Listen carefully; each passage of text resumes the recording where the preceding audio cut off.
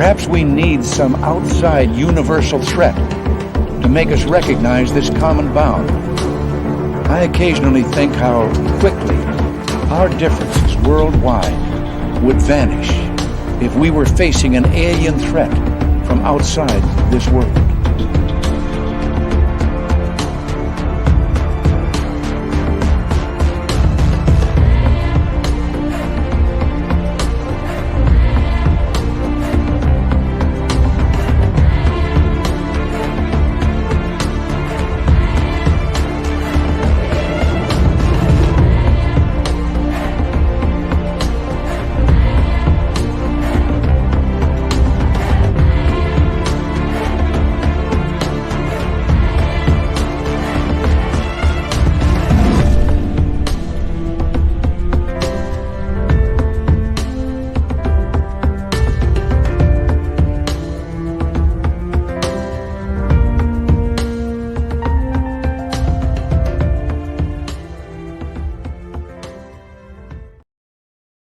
Good evening to the Tuesday night edition of Spaced Out Radio Tonight. My name is Dave Scott. Very much appreciate you tuning us on in as we're going to get real deep into UFOs. And if you haven't heard, this Wikipedia scandal by Guerrilla Skeptics. Rob Heatherly is our guest tonight. We're going to have a great show. Dirty Filth is here with another cartoon. And the best part about tonight, we have all of you, including Race Fan in the gold medal position, and B in the silver, SJ with a bronze medal tonight. Hi, Chris 716. Shannon from Military Witnesses to UAP. Much love for you, my man. I hope you're feeling better and keep fighting, man. Keep fighting the good fight. We love you here, okay? So I just wanted to pass that note, especially to you, Shan. And Luscious Jules, Robert Lamoth, Nikki Eisenhower, welcome to SOR Chat. As we continue on with our roll call tonight, Bar Madison, Brown Dwarf, Mama Susan, Leafy Nebula is back. Leafy Nebula will be signing autographs after the show. Light up to the left of the studio, if you don't mind, to the left of the studio. Lucky Gypsy, thank you for joining us. JSCO, and who else is here? Scrolling on down, we have Jenny White Bear. How are you, dear? Roger Murray, how you doing, bud? Good to have you back as we continue on with our roll call tonight. Corey, how you doing? And who else is next? Abbott Hoffman, thank you for coming on in. And who else is here? Digger Dog, good to see you, my man, as we continue on with our roll call. There's Mama Catherine. Mwah! I love you, my dear. You're the best. You really are the best. Right there. Right there, Mama Catherine. Oh, I love her. Paramarv, thank you for coming on in as we continue on with our roll call here. Eternity Eternal. And who else is next? And let's scroll on down and see. It's purple-haired Pixie Lara. Purple-haired Pixie Lara will be signing autographs after the show as well. Line up to the right of the studio, if you don't mind, to the right of the studio. Noble Patrick, Cosmic Joe, good to see you both. And who's next? Kurt M. Thank you for coming on in. Scrolling on down. Who's next here? Boy, lots of conversation. Oh, guess who's joining us tonight? Doug Shelby is here. The Doug Shelby has arrived, which means we can officially start last night and tonight's show. Kurt M. once again. And who else is here? Scrolling on down. W. David Page. Palladium, my man. Good to have you both here. And Richard Elmore, Michael Gutierrez, and who's next? Who wants to be next? Well, let's take a look here. It's Little Cam on Twitch. That's who's next. Candy Wolf, good to see you. And Chef Chris, thank you for coming on in. And let's continue scrolling down. Operation Shutdown, slow motion. Good to see you, buddy. Super Knower and Pam Harris, Karen in the Woo Train. Good to see you. Hello there, Chris.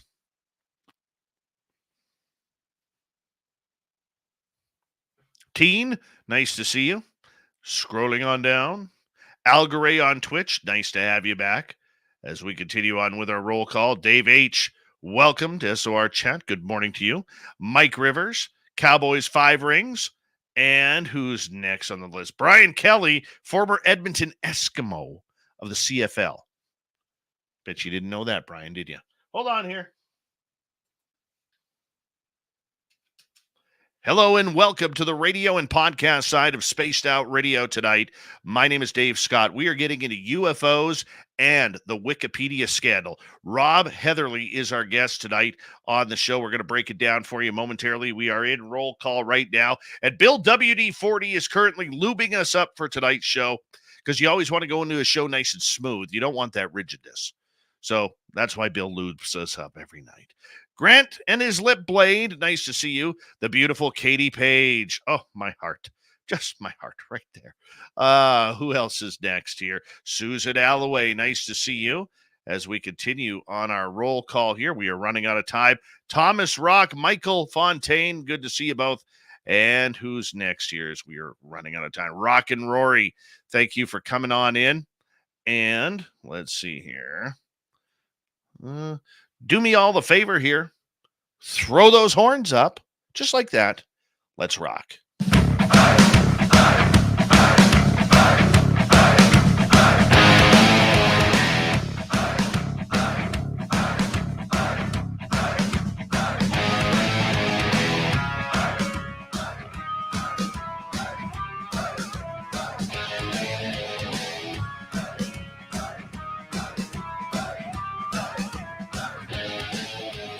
From the mountains of Central British Columbia. That's where I am. To you listening around the world, this, my friends, is Spaced Out Radio. I am your host, Dave Scott, sitting in the captain's chair of SOR headquarters.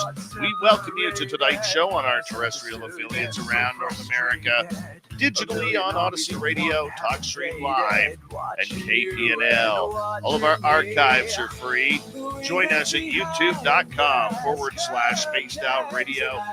Do old Davey the favor, hit that subscribe button. You can follow us on Twitter at Spaced Out Radio, Instagram at Spaced Out Radio Show, and on Patreon in the Space Travelers Club.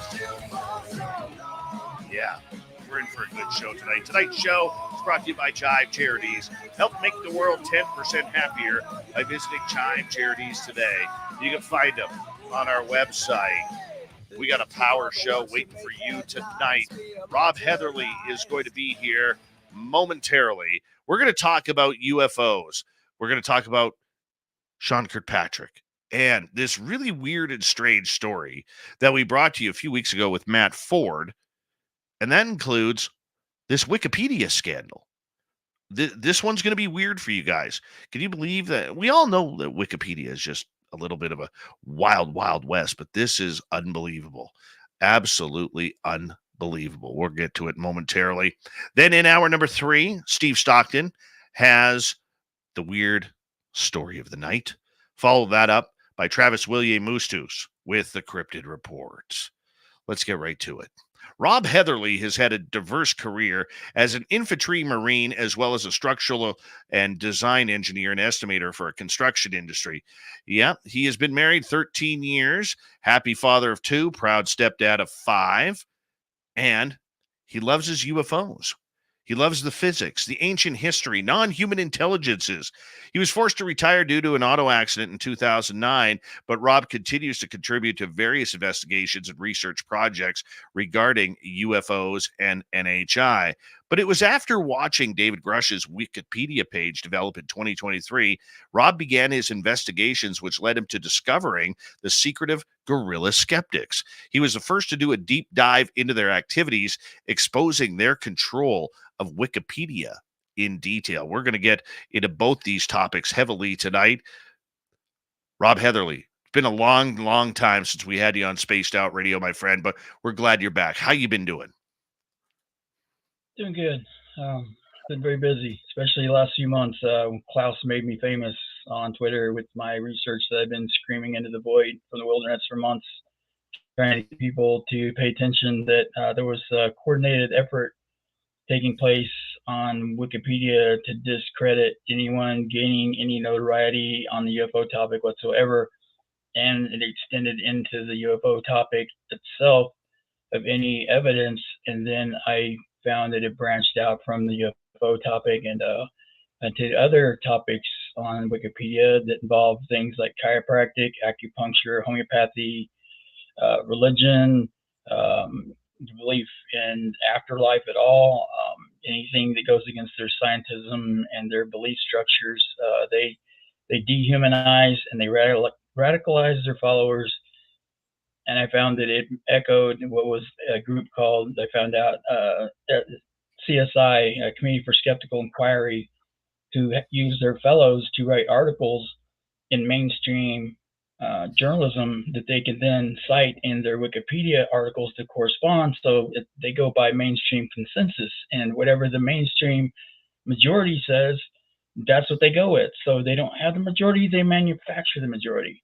And in some instances, we found they even cite themselves, because a lot of them use aliases on Wikipedia that we've identified some of them, and we have high speculations on who some of the others are, but they're all under the banner of CSI, which is a subsidiary of a Committee for Inquiry that's been in existence for over 20 years, and their theology for about 30. They coalesced into this what product we have today, and the parent organization is infused about $3 million a year in donations to get their message out globally, and they admit that their number one tool to spread their propaganda is Wikipedia. And the Guerrilla Skeptics alone, the admitted ones on Wikipedia, they cite that they have 1,500 pages as of January 2024 have over 150 million page views. That's just the 1,200 pages they control. The UFO pages and all that Lucky Louie and his group control, Project Skepticism, they have control of over 5,500 pages on Wikipedia. And so they have got entire topics locked up. So basically any page they want, they can take, because you're not allowed to have canvassing, which is recruiting another editor that would decide to get consensus over a page. So majority rules. And they're the only ones to allow to have a majority. So they've got monopolies anywhere they choose to apply it. I want to ask you a couple questions here regarding this, Rob, because there's a lot of people who know of Wikipedia. They use it as a reference guide, but I don't think they understand how tainted the information can be. How did you learn about this? What made you go to Wikipedia and look up David Grusch? Were you tipped off to any information at that time? I keep a close watch on the pulse of UFO Twitter. And when David Grusch came on the scene June 5th of last year, I was particularly interested in watching how that progressed. So as I saw some newcomers into the UFO Twitter community, a lot of them had the same negative talking points, but they used specific verbiage. And I noticed patterns with just about anything, just something like sell that. And I noticed a lot of them were using the same verbiage and terminologies to describe him in a negative way. And I thought, that's strange. They have to be getting that from us. There has to be a centralized source they're drawing this from. And the only place newcomers to the topic, they would have to be Googling it. And the number one source for that is Wikipedia. And people from the inception of Wikipedia, when the internet first became popular, assumed that it would be fair and that they would strive to be accurate and strive to not be biased. And that was the original vision. But as I looked into this, as the months progressed with David Grusch, and I was getting more concerned with the talking points that were negative. And so I went looked at his Wikipedia page, and I found on the main page, and the Guerrilla Skeptics acknowledge the first two sentences are the most important. I found the disparaging comments were at the top of his page. And when I started looking into the edits to see where they were sourcing their information from, I started reading through there, and I recognized some talking points that were extremely familiar to me. And people probably know by now that I have high suspicions that Lucky Louie, that heads the UFO topic and trying to dismiss it as pure bunk, it echoes very much like Mick West. So I'm not going to say definitively that that is him, but as he likes to state that they want extraordinary evidence for extraordinary claims, I believe I can deliver on that to prove it at some point when I'm ready. But it's more important, like Gary Nolan said, discovering this overall, the meta problem with having a monopoly over Wikipedia on these topics is far more important than proving one person, because this isn't just one person's effort. We found out this is a group of hundreds of people that have exclusive monopolies within Wikipedia with the blessings of one of the co-founders, Jimmy Wales. So they're the only ones that are allowed. You're not supposed to have a monopoly. You're not even supposed to have an editor that sides with you on any page, but they get away with it. And that's how they've taken over pages. They've hijacked them. So okay, I'm reading David Grusch's UFO page right now, and is it a personal profile or David Grusch UFO whistleblower claims? see, they started off. Somebody started off making a page about David Grusch, and that would make it a biography of a living person. And they have certain rules they have to follow for that. But they came up with an alternative page that eventually won out and absorbed the biography page, to where it was just about his claims, not him. So they can stand on principles and apply rules that this article is based on his assertions, not him as a person. So there are protections for a living person he's not afforded, because they're not classifying it as a biography. You see what I'm saying? It's really shady the way they do it, but it's not always what they say, but it's what they exclude, because they bigot the sources that they allow to be edited into the page. So you can go into the talk page and look at it and see where the real contention goes on, and they archive it constantly. So you have to go into the edits and see the archived edits or talk page edits, because they're pretty damning. There's 9 pages on David Grusch's alone that have been archived. So what you see in the talk page, that's only the last iteration. There's 9 more archived pages to read through that just people's jaws will hit the floor. I've got files on it. I'll send to anybody of all the comments that were made disparaging about David Grusch's topic. And they label him as pseudoscience, sensationalism, and fringe. And then that gives them, in their eyes, they even help write the rules, by the way, that they don't have to be neutral, that they can go as negative toward them as possible, because they have to offset what they think is credulous bunk that's in the mainstream media that are believing any of this, that is their duty as a encyclopedia to discount that. But they link skeptic articles all the time to their CSI groups. You'll look and see that there's scores of CSI articles that are written by people like Mick West, Susan Gerbic, Neil deGrasse Tyson, Bill Nye. They just go on down the line, but all these people are from the same organization. Had other people looked into this Wikipedia information change before you did? Has it been a topic among other topics like it is UFOs? Yeah, and in different categories. Craig Weiler, who's came on board with me in the last couple of months, I've gotten to know well. He actually wrote a book about this in 2013. He's in parapsychology, and they had that huge blow up with some prominent parapsychologist, Rupert Sheldrake, and a TED Talks that he did and that Graham Hancock did. And the skeptics came out railing against that and got their pages classified as pseudoscience. So they bumped heads with them, and there's been many over the years, like George Knapp and all them. They all thought they got the short straw, but it was just like maybe a personal vendetta, that their page was so hardcore gone against, and that maybe just somebody had a vendetta against them. Before my work, what I found out was nobody had tied it together before, that this was a coordinated effort to discount all these people on multiple topics, and it was by the same group that is wielding all of this. So they have tremendous power, because it's the number one source of information on the internet right now, and Google pushes it to the top of their algorithms. YouTube is using it in a lot of instances to try and push correct information, but I don't think that they're aware of the biases now and the bigotry that goes on, and the exclusion of trying to.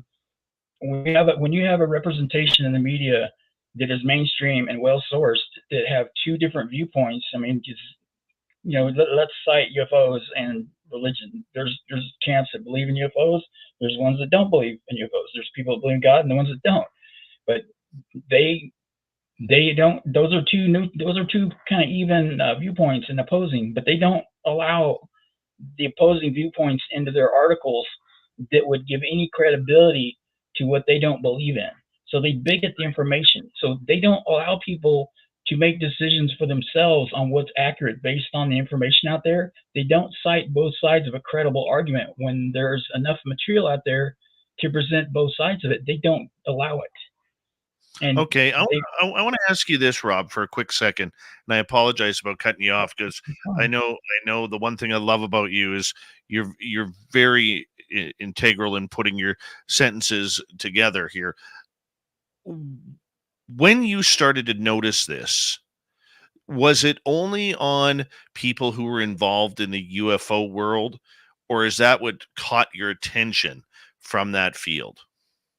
that was the hook that drew me in, and I wanted to sample, because then I went and started following specific editors, and that led me to different topics, and that's how I stumbled into religion and homeopathy and alternative medicine that they consider alternative. I mean, chiropractic and acupuncture, they consider that fringe and completely ineffective, and pseudoscience, and that needs eradicated from the planet as well.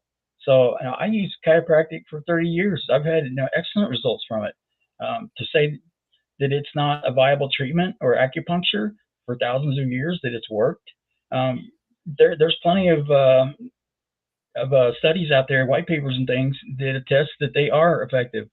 And like what I'll put off in the parapsychology thing, he tried to get the pseudoscience label taken off of his Wikipedia page in 2017, and they rejected that when he cited his 5 papers in the talk page, and they countered it with a book that was written by a biologist that said that his work was pseudoscience. So they said they weren't going to remove the pseudoscience label, and they wouldn't allow his white papers to be put in the article, because nobody as a secondary source had commented on it, and they don't allow first source. It's just absurd, even though it was peer reviewed.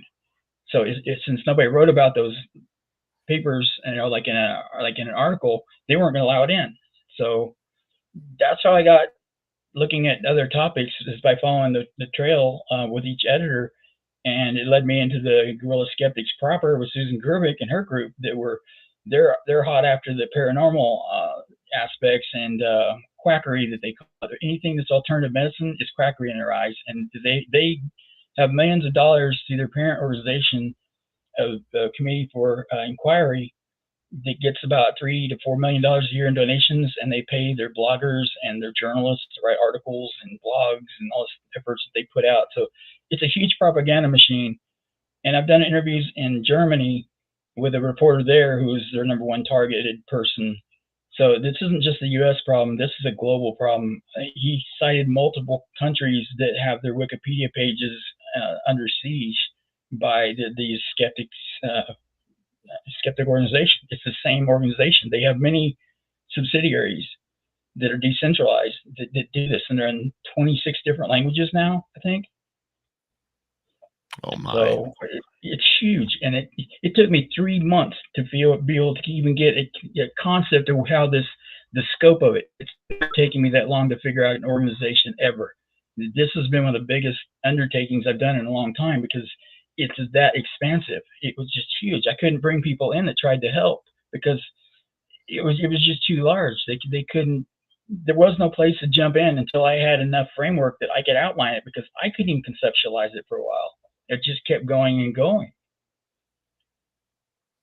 So Rob, as you started going down this rabbit hole in order to find these answers of what was going on, you're a guy who likes puzzle pieces. You like putting the puzzle pieces together, finding trends and patterns, and I'm much the same way. What was the first pattern that you found that led to this? We got about 5 minutes before we got to go to break at the bottom of the hour. what led me to this, as we all know, Mick West has been one of the most vocal skeptics to try and claim all this is bunk. And when David came out, as it said in the talk page, Lucky Lee said that they had to go as hard negative as they possibly could with as many negative sources, because they needed to discredit and offset, because he was the largest threat to them proving that there's no such thing as UFOs, no aliens here, but they're out there somewhere statistically, but not here. And it echoed the talking points that Mick West with Lucky Louie, and that's what drew me in. Was I recognized that in spades that I'd been reading his comments for 2 years, and it was very obvious to me that they are either very close together or the same person. So I set out to first investigate that and comparing quotes, and I went through all of Lucky Louie's comments about David, and then I went through corresponding all the comments of Mick West, and they're very in common, and they use a lot of the same words. They even take some of the same vacations. The days that Lucky Louie is not editing, Mick West is out skiing or on a week vacation, and Lucky Louie's AFK. Who'd have, what's the odds of that? I've got over 20, 30 examples of that, and 70 unique phrases that they use often, and a couple of misspelled words, which he said that you can't, that he couldn't put a misspelled word into a page. Yeah, you can't, but you can on the talk pages. And that's where I got him on it. So I'll prove it. It's just not the primary goal right now. Who have they been attacking in the UFO paranormal cryptid world?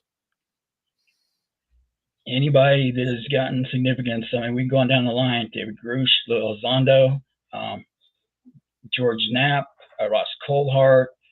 They've been vicious at Bob Lazar, and like the guy or hate him, and whether you believe him or not, he's still a human being, and he should have some modicum of respect as a human being. But they have been, I've seen the vitriol levied at him by Lucky Louie and Mick West both, because he's been at this so long. It's like 2005 that since he's been out and arguing against this. They have completely dehumanized. They dehumanize the people that they reject. So this goes on down the line. Jeremy Corbell, anybody that has a Wikipedia page that has any prominence in this, like Tim Galladay, the people at Saul, they went and started gutting his page too. And Gary Nolan, they're very careful of Gary Nolan, and they fear him, which they should, because they know what will happen to him if they go hard against him. So they have a healthy respect not to talk smack on his Wikipedia pages, because evidently somebody knows him well enough to know that they don't want to screw with him. But they go hardcore against any one of these other people. That anybody that you guys have affiliation that you attribute to the UFO community that has a Wikipedia page, go and look at it, and you'll see the same group of editors that control every single one of their pages. All of them. They have the entire UFO topic locked down. And Susan Gerbic and her bunch primarily go after the parapsychology, but they do help each other when they need a little extra muscle on a page to get consensus. They'll cross platforms and coordinate their efforts. So it's anybody that's prominent that's on Wikipedia is who they go after. If they don't fall into their belief structure, then they attack them. It doesn't matter what the category is. Why would someone, as we got about a minute to go here, like, I'm just thinking of the humanity of it all. Why would someone go after these people so hard? You get people like Mick West, who expresses in his blogs, and I need to keep hammering on him, but he's a good example of it. He grew up with abject fear and abnormal fears of things like the Hopkinsville goblin encounter. That the book that in itself was what he said he feared the most, that gave him terrors. And he grew up, and he stated in a blog that he's angry at people that told these stories of God and aliens and all that, and ghosts, to terrorize him as a kid. And he's angry because when he grew up and realized through science that none of that exists, and when you die, you're just worm dirt. There is no soul. There's nothing. So fear motivates a lot of these people. Gerbic has a huge thing against mediumship. She may have been jaded by somebody that tried to give her a reading on a dead relative or something, and she got offended by it. But I'm going to get you to hold on right there. I'm going to get you to hold on right there, because we do have to go to break here at the bottom of the hour. This is Dave Scott of Spaced Out Radio. Our guest tonight, Rob Heatherly. We're talking about Guerrilla Skeptics on Wikipedia. We'll have the next half hour with Rob discussing this right after this break. Everybody stay tuned. This is Spaced Out Radio.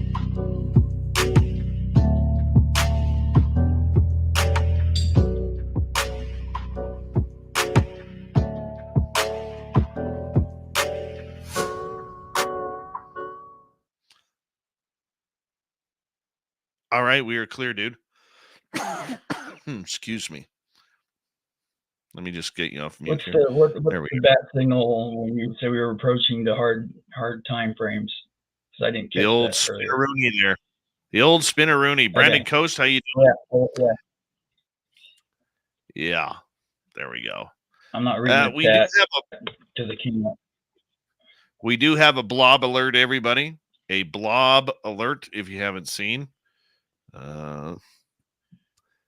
Phil will tilt he usually tilts the camera at this point. Maybe not right now.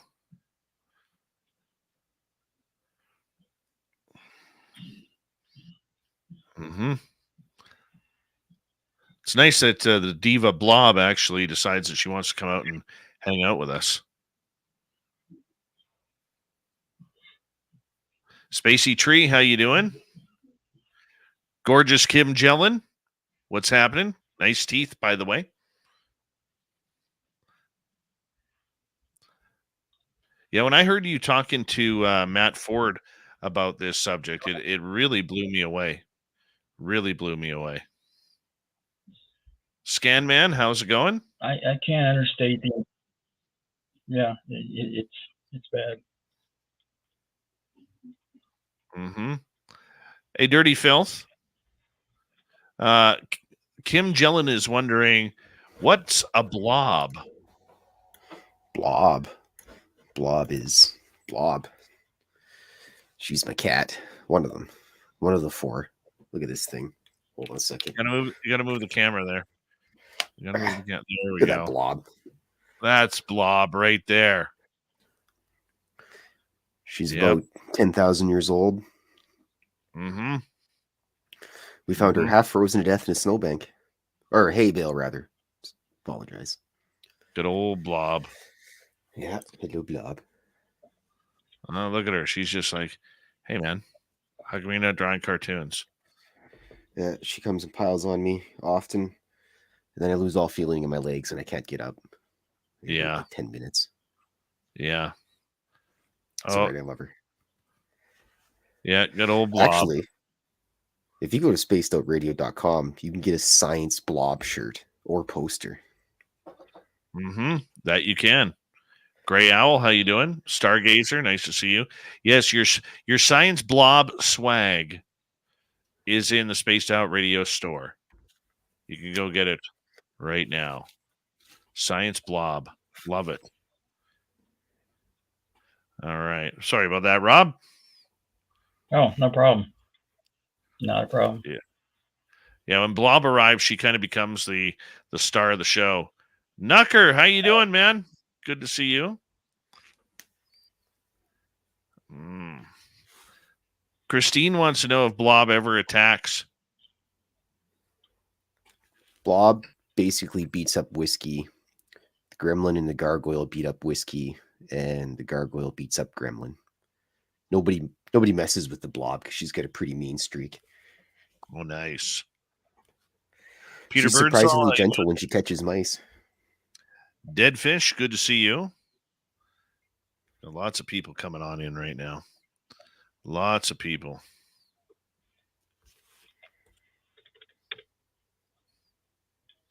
There is no war against the gnomes there, Knucker.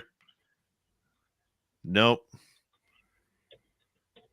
There's only a war on my belly going on right now, and I'm winning. I'm down 15 pounds. Back to the gym tomorrow. Guy Calgary, how you doing, man?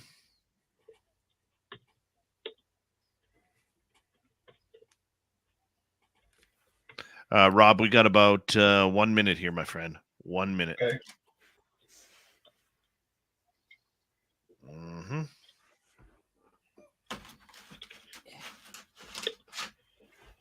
All right.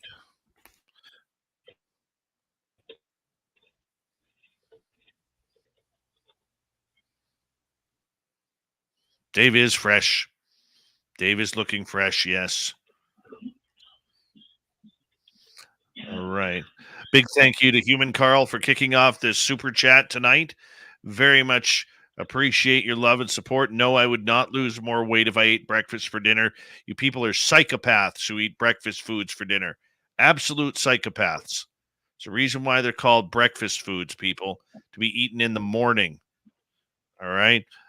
Go shopping at our Spaced Out Radio store. We do not have ugly swag, people. No ugly swag. Like this awesome Peak Woo t-shirt right there. All right. Philip Blair, how you doing? Gray Owl again. Nice to see you. And we're here. We're going here in about 5 seconds. Gray Owl's my Q, like in MI6.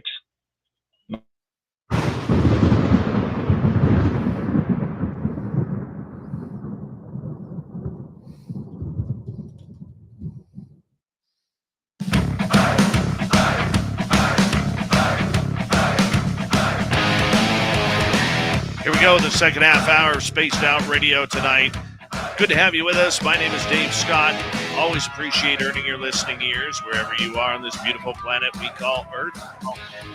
Reminder to all of you that if you miss portions of this show or others, check out our free archives by going to youtube.com/Spaced Out Radio. Do old Davey the favor, hit that subscribe button. Our website, spacedoutradio.com. We have a plethora of features for you. Rock out to Bumblefoot, read the news wire, check out our swag as well. Follow us on Twitter at Spaced Out Radio, Instagram at Spaced Out Radio Show, and on Patreon in the Space Travelers Club. Here we go with Rob Heatherly, researcher, and a man who is taking on this strange story against guerrilla skeptics who are controlling the pages of Wikipedia. Rob, thank you so much for being here tonight. Very much appreciate you. It's a pleasure to be here. Always enjoy being on your show. Oh, it's great to have you here. We were talking right before the break kind of how you found out about this, and you just kind of stumbled on it by accident. I'm going to ask you this. Who owns Wikipedia? Why can't we just go to them like we could to, say, Google or Apple or somebody to file a complaint about this type of stuff? They started out with Jimmy Wales and the other co-founder. I can't recall his name at the moment. He left in 2003 because he rejected where it was going. He's actually written 3 papers in the last 3 years, articles where he cites that Wikipedia is highly biased and not accurate, and he's operating an alternative website to start information from and accumulating it on. They have a board of directors, but there's no phone call to call. You can submit an email to their board. You can try and file a complaint with the admins, which is nowhere. It goes nowhere against the skeptics. Guerrilla Skeptics are just one group that are part of the community of skeptics that control Wikipedia. So you try and call them, there is no calling them. There's no really good recourse for if a person has a biography about them that is incorrect. Even things as simple as lose place of birth, state of birth. You can't get it corrected by trying to call somebody and say, hey, I'll fax you over my passport or supplying documentation. There is no appropriate remedy for living persons to get a correction. If the mainstream has an incorrect fact in it, then they go with it. They don't care. Jimmy Wales said early on that he feels like the skeptics that are on there serve a function to get rid of what he believes are what's the term? He had a very derogatory term for people. Basically, anybody that didn't subscribe to their pseudoscientific beliefs were radicals that needed eradicated from the platform, and that they serve that function, and that they look after Wikipedia's best interests. So, in that spirit, he argued that instead of normally on Wikipedia, you have consensus by majority. So they, one editor, one vote. But when you have they can have a vote and have 100% that want to say like they want to delete a page. If a skeptic wants to override it, they can come in and say, no, we're going to leave it. And there's no recourse. You can't argue with them. If you do, you get banned from the platform. You try to argue with them on the talk pages to try and edit anyways to correct the record, you get banned from the platform. And I told people on Twitter when this started coming out, don't take my word for it. I supplied links to all this. I said, go test my hypothesis. And several of them did. They went in, like even Ryan Graves he found out quickly that they told him that pilot testimony is not admissible. It's not credible testimony, and they can't use it in the article or on the page. But they'll take a programmer that writes video games over the word of our Top Gun pilots on what they saw or what he claims that they saw. It's completely convoluted. And that, when I saw how they were dehumanizing decent people that are risking their lives to advance the truth for the rest of us because they were speaking truth to power, and a lot of people don't believe that they're actually sincere, and that people like David Grusch and Bill Zondo and others got death threats because their DoD whistleblower complaint got leaked, and they're not helping their cause any. And I thought it was very disturbing, as hard as these people work to try and get legitimacy on this topic, to find out that there's such a huge effort to discredit them, and this well organized, this well funded.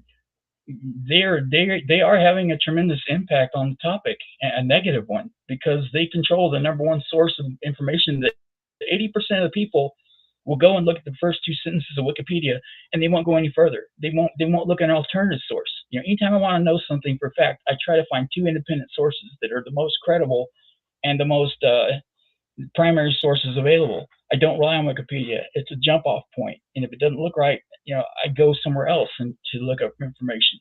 And now especially, it is highly biased. They don't strive to be accurate. They strive to push their agenda. And that's what matters to them. Skepticism comes first, to get their skeptic doctrine injected into Wikipedia. That is their number one goal.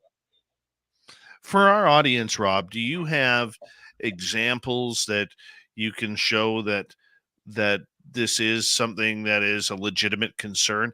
I'm not saying you're not correct. I'm just trying to paint a picture for our audience. Right.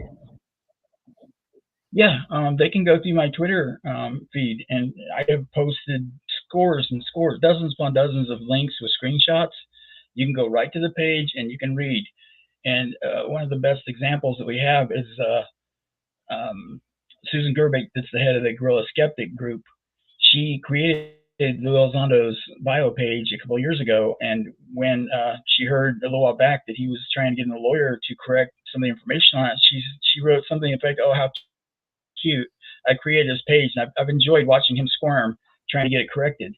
And people went in there and tried to edit back in. His place of birth was in Texas, and they kept saying, "Well, no, we've got the only article that stated it was in Florida was one article," and they said that, well, that's the most credible source, and unless you can find one better, we're going to stick with this. And they've even had editors banned trying to edit in Texas.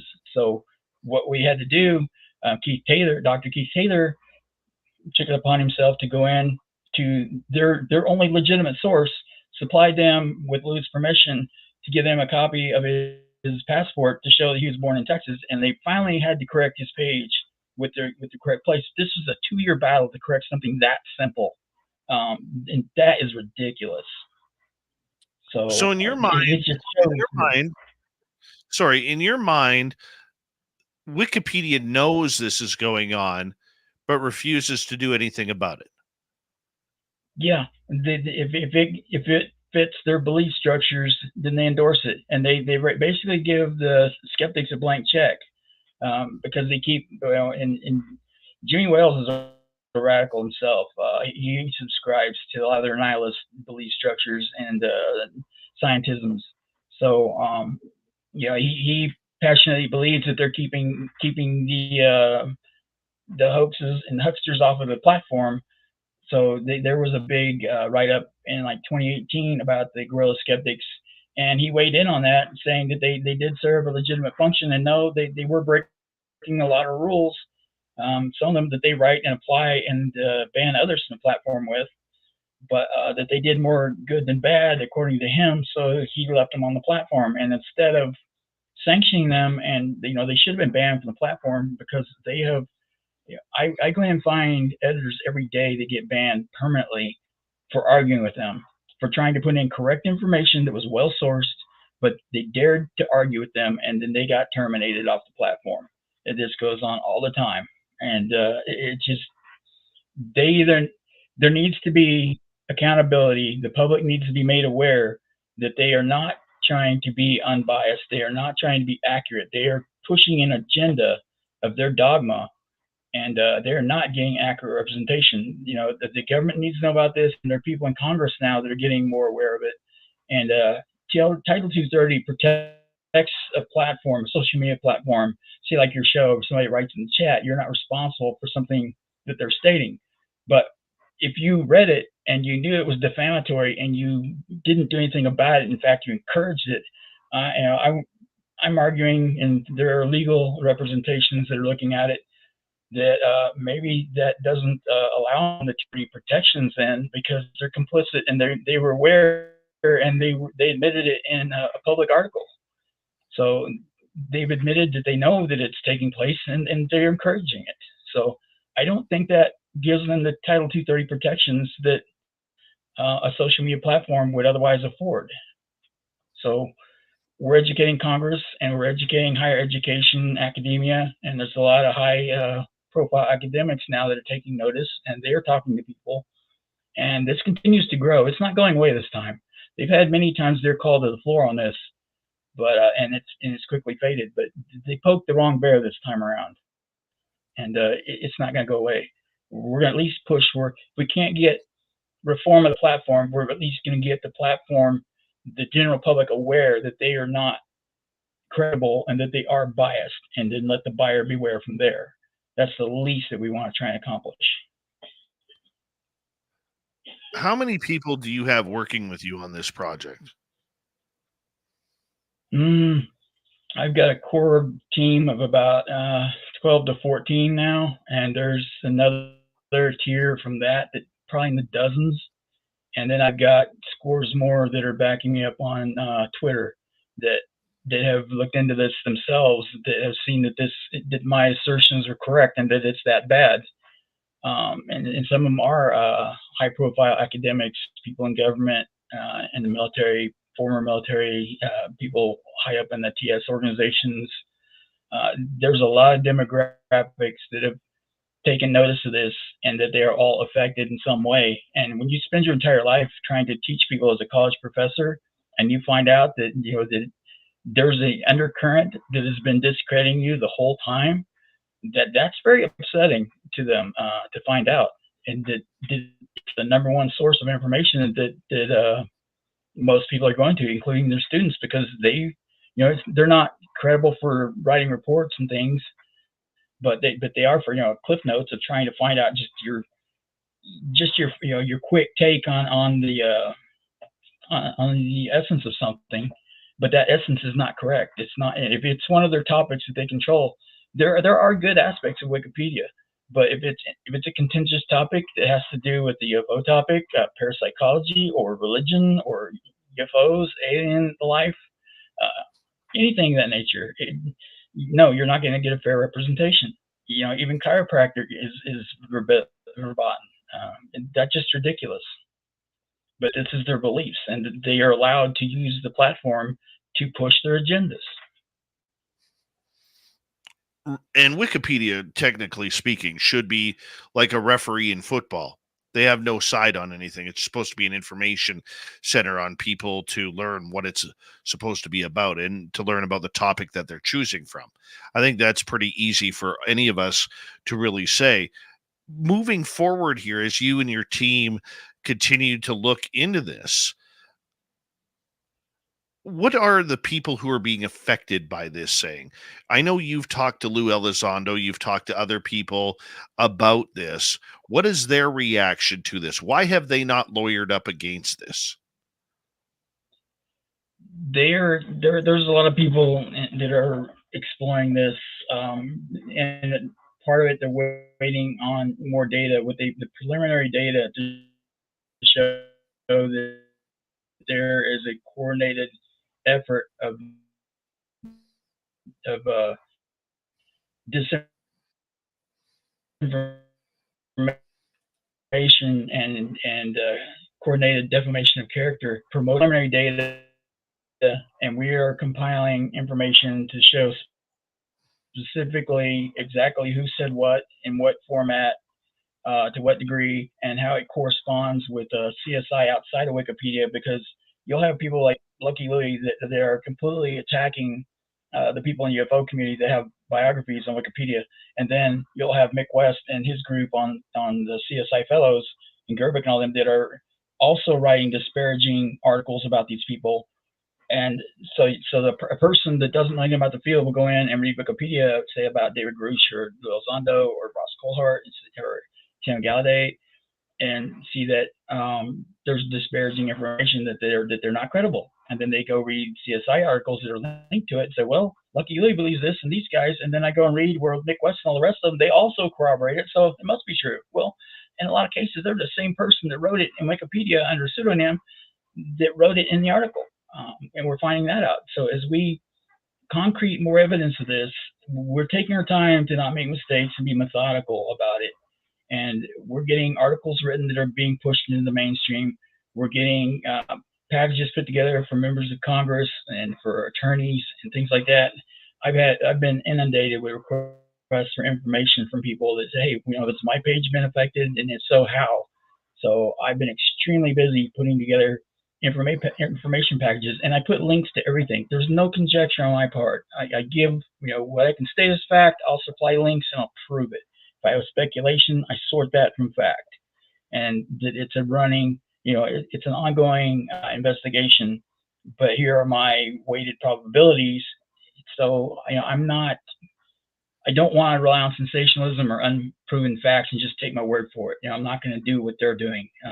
I want to be completely transparent and factual with our information. That's why we're kind of being methodical about it and not jumping the gun with this stuff.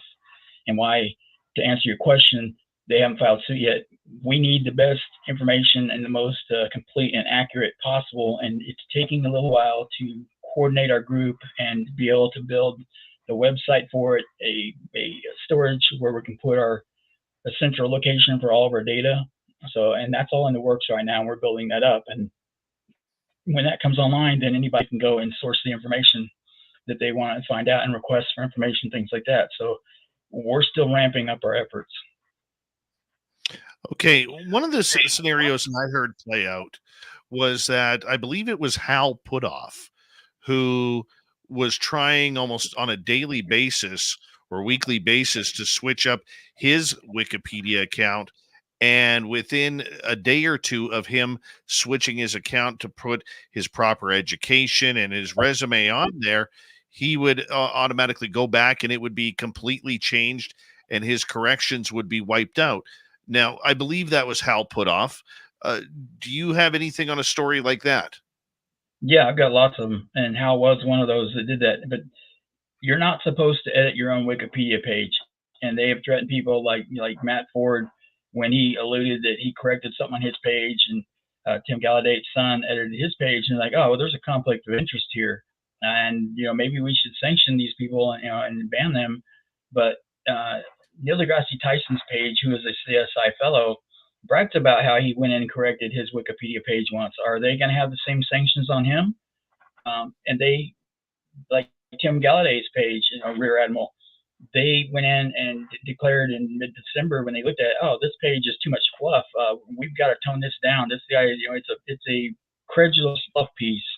And what that means is too much gush and praises and not enough skepticism. But when you compare any one of those pages, go and look at Ross Coulthart's or George Knapp or Elizondo or David Grusch, compare it to Mick West's page, Susan Gerbich's page, Brian Dunning's page, and Neil deGrasse Tyson's. There is no negative commentaries on their pages. It's like a resume and a shrine to those people. And then they cite people that edit the people that they reject, and they completely discredit them. Like with Ross Coulthart, they listed out his awards, and then whoever edited to the positive before this came onto their radar, as it got attention, then they decided, oh, well, we can't have that. Now that people are paying attention to the page, we're going to water it down. So they took out a lot of his primary awards that were positive, and then they put in the Pegasus Award for being what they consider a pseudoscience. So they do not apply the same rules to themselves. They're completely hypocritical of what they do. They attack viciously the people that they reject and the topics they reject. and they have a structure that's kind of very totalitarian. The way they set up their organization, it's very disturbing, and there's going to be some articles coming out on that too, because I found a lot of disturbing edits that would attribute to that a lot of their members have some very questionable edits, especially early on in their accounts, that I found extremely disturbing, that people are going to be shocked when I roll this out. And this isn't just on Lucky Louie's edits. This is on Mick West, what he wrote under his own name and his own IP address that he thought was not attributed to him. But hate to tell him, Wikipedia does assign IP addresses to known editors, and there are some edits attributed to his IP address as Mick West that were not logged in that are kind of embarrassing. And I'm not out to embarrass them. I just want to show the bigotry and the bias that they don't apply the same rules to themselves as they apply to everybody else. And they are not the white knights of just trying to advance the empirical truth. They're pushing a subjective truth based on consensus of if they get enough people to vote that it's accurate, they go on consensus subjectively, not objectively. And that's the problem, is they're relying on belief structures while they're claiming they're pushing back on unfounded belief structures. But it's very disturbing. I can see that. I can absolutely see that. We got about 3 minutes to go before we have to go to break at the top of the hour. Rob Heatherly is our guest tonight, talking about this disturbing Wikipedia. When we come back, Rob, I want to get into some of the names you have learned, like the nicknames like Lucky Louie and other people on there, because I think it's important for people to learn who's causing this, right? But I mean, does this shock you? Mm-hmm. Does this kind of keep you up at night, what you're finding out information wise?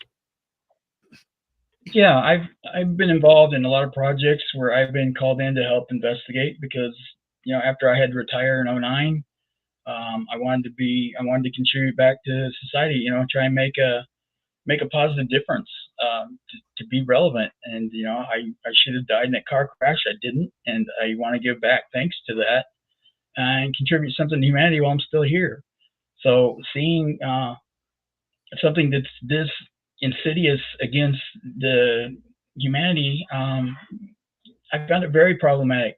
I volunteered for veterans outreach nonprofits and stuff, and that led into some going after radicalized organizations on both sides, far right and far left of paramilitary organizations that needed investigated and frankly shut down. And they were, that I contribute with. And this is echoing some of the same. Actually, this dwarfs any other project I've worked on before. This is just massive, and yeah, it keeps me up at night, because this has gone on for 20 years that people didn't realize until now that it wasn't a one-off thing, that they drew the short straw. They drew the short straw of an entire organization that locked down entire topics. That's a problem. Yeah, I can totally see where you're going with that. And Rob, at this point, I need the 40-second answer here as you're kind of going into this. At this point, is this a fight that you guys think you can win? Oh yeah, we're getting some big backers into this. When we're getting Congress that we're looking into Section Title 230 protections before, when they were calling people like Facebook and Twitter to be accountable. Wikipedia is not. They shouldn't be allowed the same protections, because they do have moderators, and that the board do know about this effort, and we're going to make sure that they are aware of the exact disparagement toward the coordinated efforts toward all these people that are being defamed, and see what their response is. They're going to be given a certified letter to show them what's taking place, and ask for a legal response to put them on notice that, hey, this is taking place. Do you want to comment? And Rob, I'm going to get you to hold on right there, because we're off to break here. 1 hour down, 1 hour to go with Rob Heatherly on Spaced Out Radio. We'll be right back.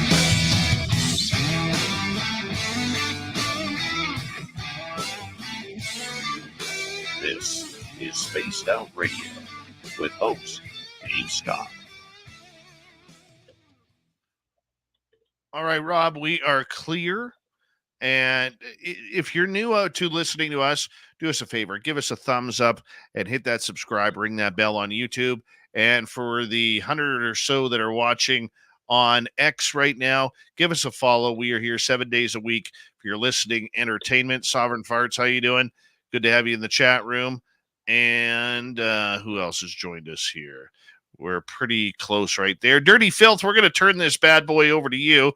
Rob, we got about 5.5 minutes, okay? Yeah, that's fine. All right. Now we'll see if Dirty Filth will unmute. Oh, there we go. We'll beat you to it this time, Dave. Oh, God, here comes the gremlin. Don't forget to tell people about the book, Dirty Filth. Ow, Jesus. Yes. Well, I'm not being crushed by cats. All right. So this is the cartoon I did. I'm not sure if Dave get in trouble if I put my swearing in there, so I quickly edited it and threw a thing on there so that hopefully, it doesn't get a strike against the channel. And how terrible would that be? Ghost log in one day and it's all because of me. That'd be kind of funny. Lou El Zardo. Yeah, that's good. Anyways, you can go to filthy.com, FYLTHY.com, and scoop my book or a late calendar if you'd like. And my second book is actually just in the process of being published now.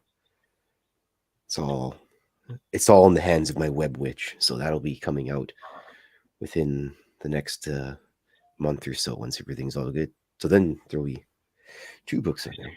Anyways, let's Mountain Dew. Yes. Oh, Nicole. It's your Mountain Dew obsession.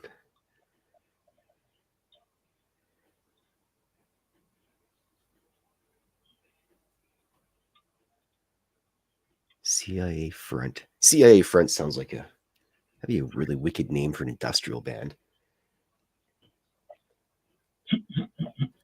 No, Brandon Coast, the book does not come dirty.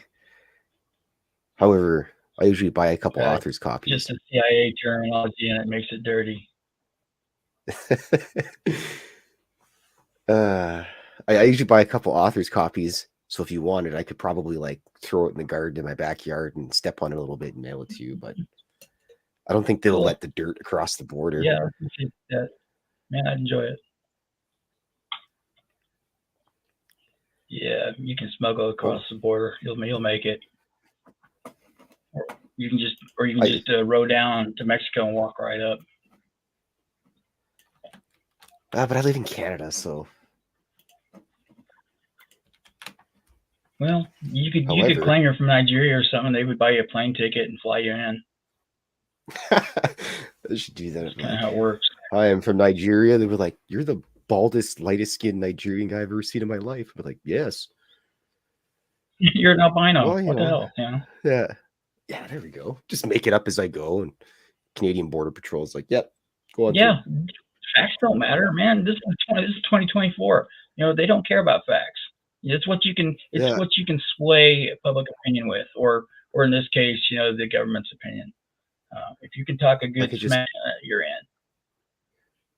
I could just saunter up to the border for some concert in the States and get a flight right to the show, and then trust me, they'll just let you walk across the border to Canada anyway. Yeah, trust me, bro. You're good with that. That works. Except I'd probably have to go do that in Ontario, and nobody wants to go to Ontario. Yeah, you guys are all doomed anyway. Next glacier, next to the ice age, you guys are gonna be scrubbed flat as a piece of paper. Hopefully, it won't be anytime soon, though. Well, we'll probably survive for about 20 minutes or so because of our thick Canadian skin. Yeah, you got plenty of time to say your goodbyes. What the hell? I'll be trying to tell the cats, be like, "We're gonna just die, take a rush cats," to the and just border.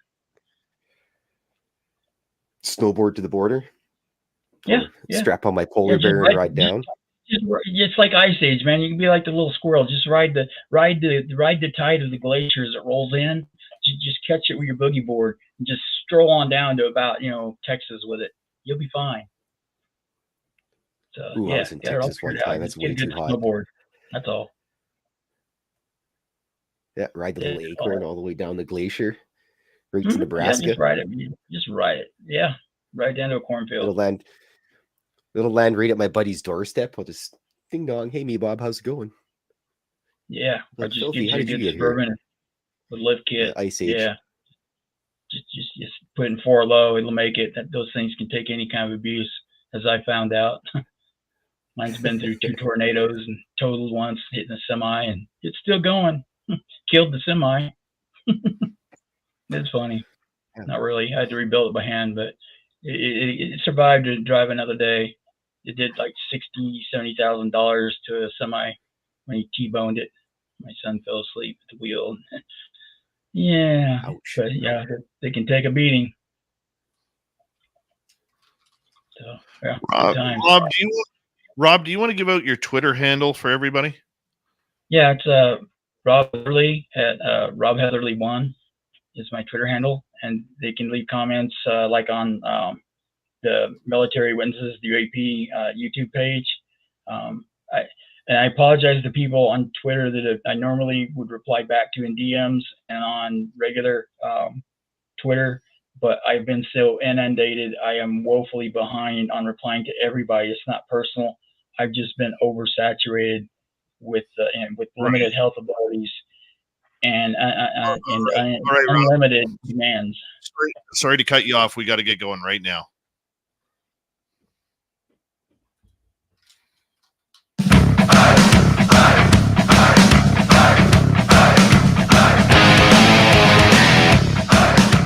Here we go with the second hour of Spaced Out Radio tonight. Good to have you with us. My name is Dave Scott. Always appreciate earning your listening ears wherever you are on this beautiful planet we call Earth. Hello to everyone listening in on our terrestrial affiliates around North America, digitally on Odyssey Radio, TalkStream Live, and KPNL. All of our archives are free. Join us at youtube.com/Spaced Out Radio. Do me the favor, hit that subscribe button.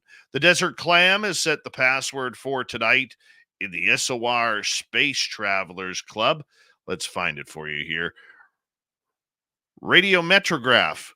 Radiometrograph is your password. Use it wisely, Space Travelers, as the Clam sets the password each and every night right here on Spaced Out Radio. Our website, spacedoutradio.com. We have a plethora of features for you. Rock out to Bumblefoot, read the news wire, check out our swag as well. Follow us on Twitter at Spaced Out Radio, Instagram at Spaced Out Radio Show, and on Patreon in the Space Travelers Club. We continue on with Rob Heatherly tonight on the big show as we are literally hanging on out and doing our thing, talking about Wikipedia here and a scandal breaking out about how they are tampering, not the company, but these Guerrilla Skeptics, what they're called, tampering with people's pages. Rob has been investigating this and high information that he has gathered. Rob, welcome back. Thank you. Glad to be here. Rob, who are some... Really enjoy your show. Thank you. We love you around here too, man. And you're one of the good ones out there. I want to ask you in regards to some of the names that you have been able to find out regarding this subject. How have you tracked these people down?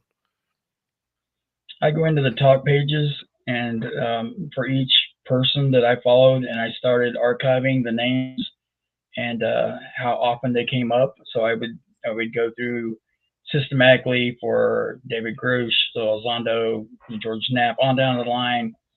And when you know, I can do a query for each editor, and it'll show me every page that they edit.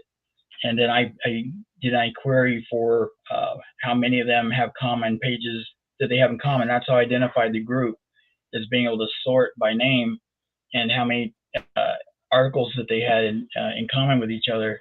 So I started finding that they were highly repetitious, because some of them have hundreds of pages in common with each other. And you're not supposed to canvas, which is bring in another editor in that has a shared opinion to try and get the majority on a page, because majority does rule. They're able to canvas themselves and say, hey, we need eyeballs over here, which is their way of saying that we need more muscle because we've got people trying to challenge us and we can't have that. So I found, people like some of their names I can't even pronounce, but there's Lucky Louie, JPS, which is astrophysicist Joshua Schroeder, and he does not like being called part of the Guerrilla Skeptics because that is Susan Gerbic and her subsidiaries that he is not part of. He is a he falls within the skeptic organization under the CSI Fellows and parent organization, but he is not like to be called a Guerrilla Skeptic. Then we have Rob Palmer, who goes by RP 2006. He's a writer for CSI as well. He got banned 2 years ago for being too obnoxious, so he can't edit living person's pages, but he still kind of does.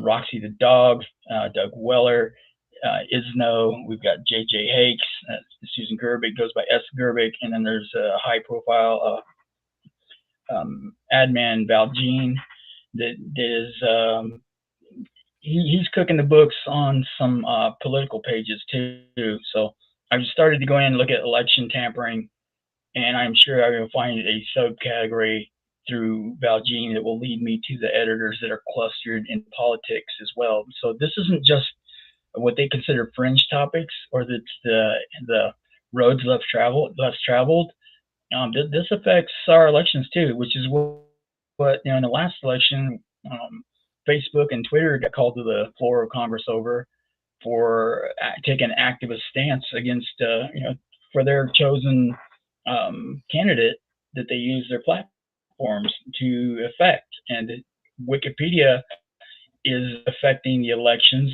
by allowing this to take place. And Jimmy Wales has far left leanings, which I have no problem with people that are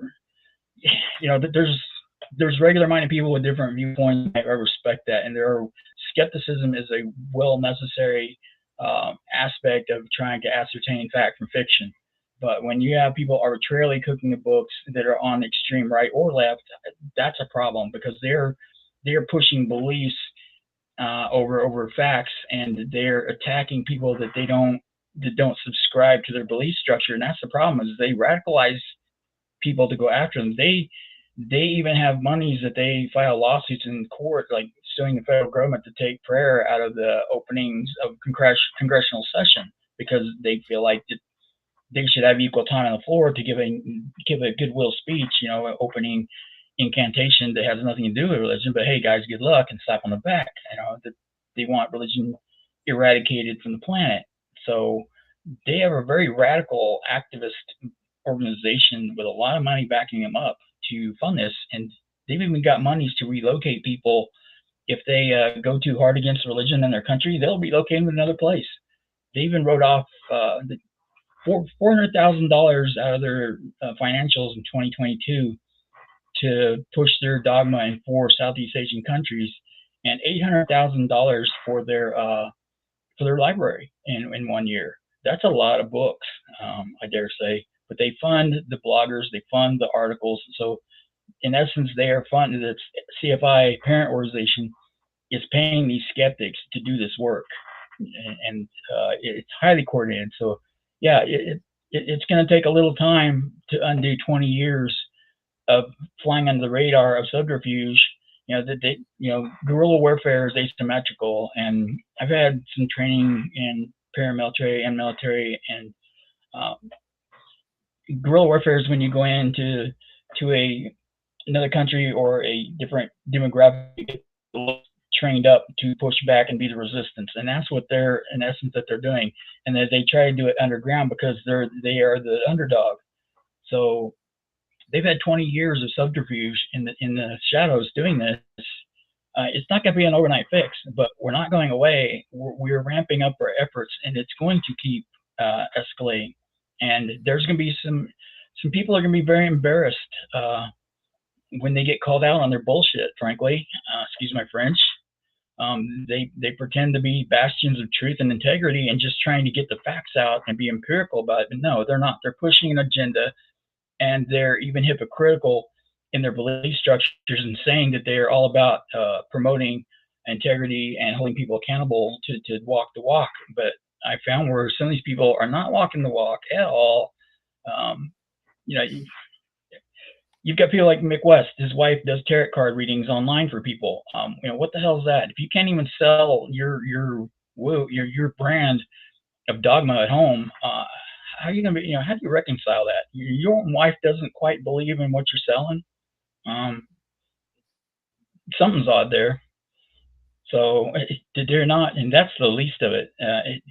There are some disturbing things I'm going to be putting out on Twitter, not because I want to smear people, but because I want to show people that these people are not beyond reproach, and they are not the bastions of integrity and truth like they claim to be. And I'm not by any means perfect, but I try to do the best I can, and I don't portray myself in a false light. And these people, a lot of them are. Robert Palmer, Joshua Schroeder, he is an astrophysicist, so the guy does have an education in things, but Susan Gerbic worked in the private sector, which there's nothing wrong with that, but she has no background in the sciences at all, and she's considered a science advisor for articles and on Wikipedia and off Wikipedia, and gives seminars for that.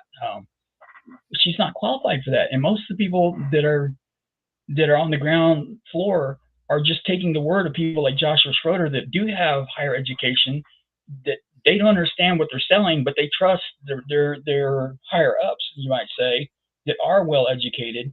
It's trust me, bro, because they don't understand what they're advancing. They just take their word for it. And like Mick West, he talks a good game, but any inconvenient facts he dismisses. And it's maddening to try and argue with people like that, because like what Ryan Graves found out, and the Chola that tried to edit a page, the UFO, Pentagon UFO page in Wikipedia, they found out that real quick that they couldn't put it, no matter how well sourced their edits were. That is Lucky Louie's and Mick West's prize pony page that they will not allow any edits to. They cover that like a mother hen. And if you look down through the sources on the UFO Pentagon page, the majority of sources in there are going to be tied to skepticism, skeptical inquiry articles and such. So there's a huge conflict of interest there, because they're financially getting paid to write these articles and put them in Wikipedia, which is completely against the rules, and they block people all the time and ban them from the platform for having a conflict of interest. Say, like, if you errantly went in to edit your own page not knowing that that's a no-no, they'll ban you for it if they don't like you, if they reject your message. And but they let it ride on the ones that they do accept. It's complete hypocrisy. So, have any of these people come out and defended themselves against what you are saying? Yeah, but you have people like Mick West and Susan Gerbic, who thinks that this is hilarious for her, because they've dehumanized, and they're on Twitter now, and not so much Mick West. They both side that I don't know the rules and that I just misunderstand how the rules work on Wikipedia. But no, they refute what I'm saying, but they don't provide links to show why I'm wrong. They just state that I'm wrong and dismiss it as, well, he just doesn't know the rules, and that's not how Wikipedia works. But they don't provide links like I do.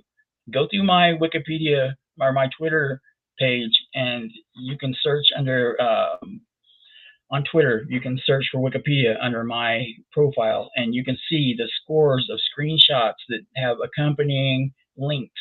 So you don't have to take my word for anything. You can go right to the page and make your own determination. I'm not going to tell people how they should think, and I'm not going to try and convince them something that I won't back up with as fact. So they're not advancing facts. They're advancing rhetoric, and just trust me, we know what we're talking about. And for Mick West to claim that he hasn't edited Wikipedia since 2007, he damn sure knows the intricacies of the existing rules with a very high degree of knowledge. That, if somebody came out of the professional, white collar as an engineer, a structural and design engineer, you don't have the vernacular unless you work, actively in the field to know the specifics of that, because you're not going to have a salesman that knows all the rules of engineering and that can cite them unless they're doing the engineering work. You've got people like Mick West that are citing the rules as they are today, not in 2007, intricately. So there's little tells like that that just really bother people. If he is truly not Lucky Lee, he sure is in close fellowship with them. And I ran through ChatGPT of handwriting samples between the two, and it came out with a high probability they were the same person or they know each other extremely well. So I've got, he always cites that extraordinary claims need extraordinary evidence. So I'm going to oblige him with that. And by the time I'm ready to prove who Lucky Lee is, I'm going to have overwhelming evidence that will be completely empirical, and there will be no shadow of doubt to it. So I'm confident that, when I get time to do that, which will be in the near future, I'll do it. But I'm going to do it on my time when I'm ready, because that's not the most important aspect of this. And I don't want to lose sight of building this platform that other people are trusting me and believing in me to build this platform up and not make mistakes, but stay focused on what's the most important. And that is not what's most important right now. What is most important? To educate the general population that Wikipedia is biased, that they don't strive to be accurate, at least in topics that have any consequence to the editors that are colluding with each other, that they are not, people take it in good faith that they're going to be striving for accuracy and some kind of neutrality. They're not. And we want people to know that. We want Congress to do an inquiry on this and look at the defamation.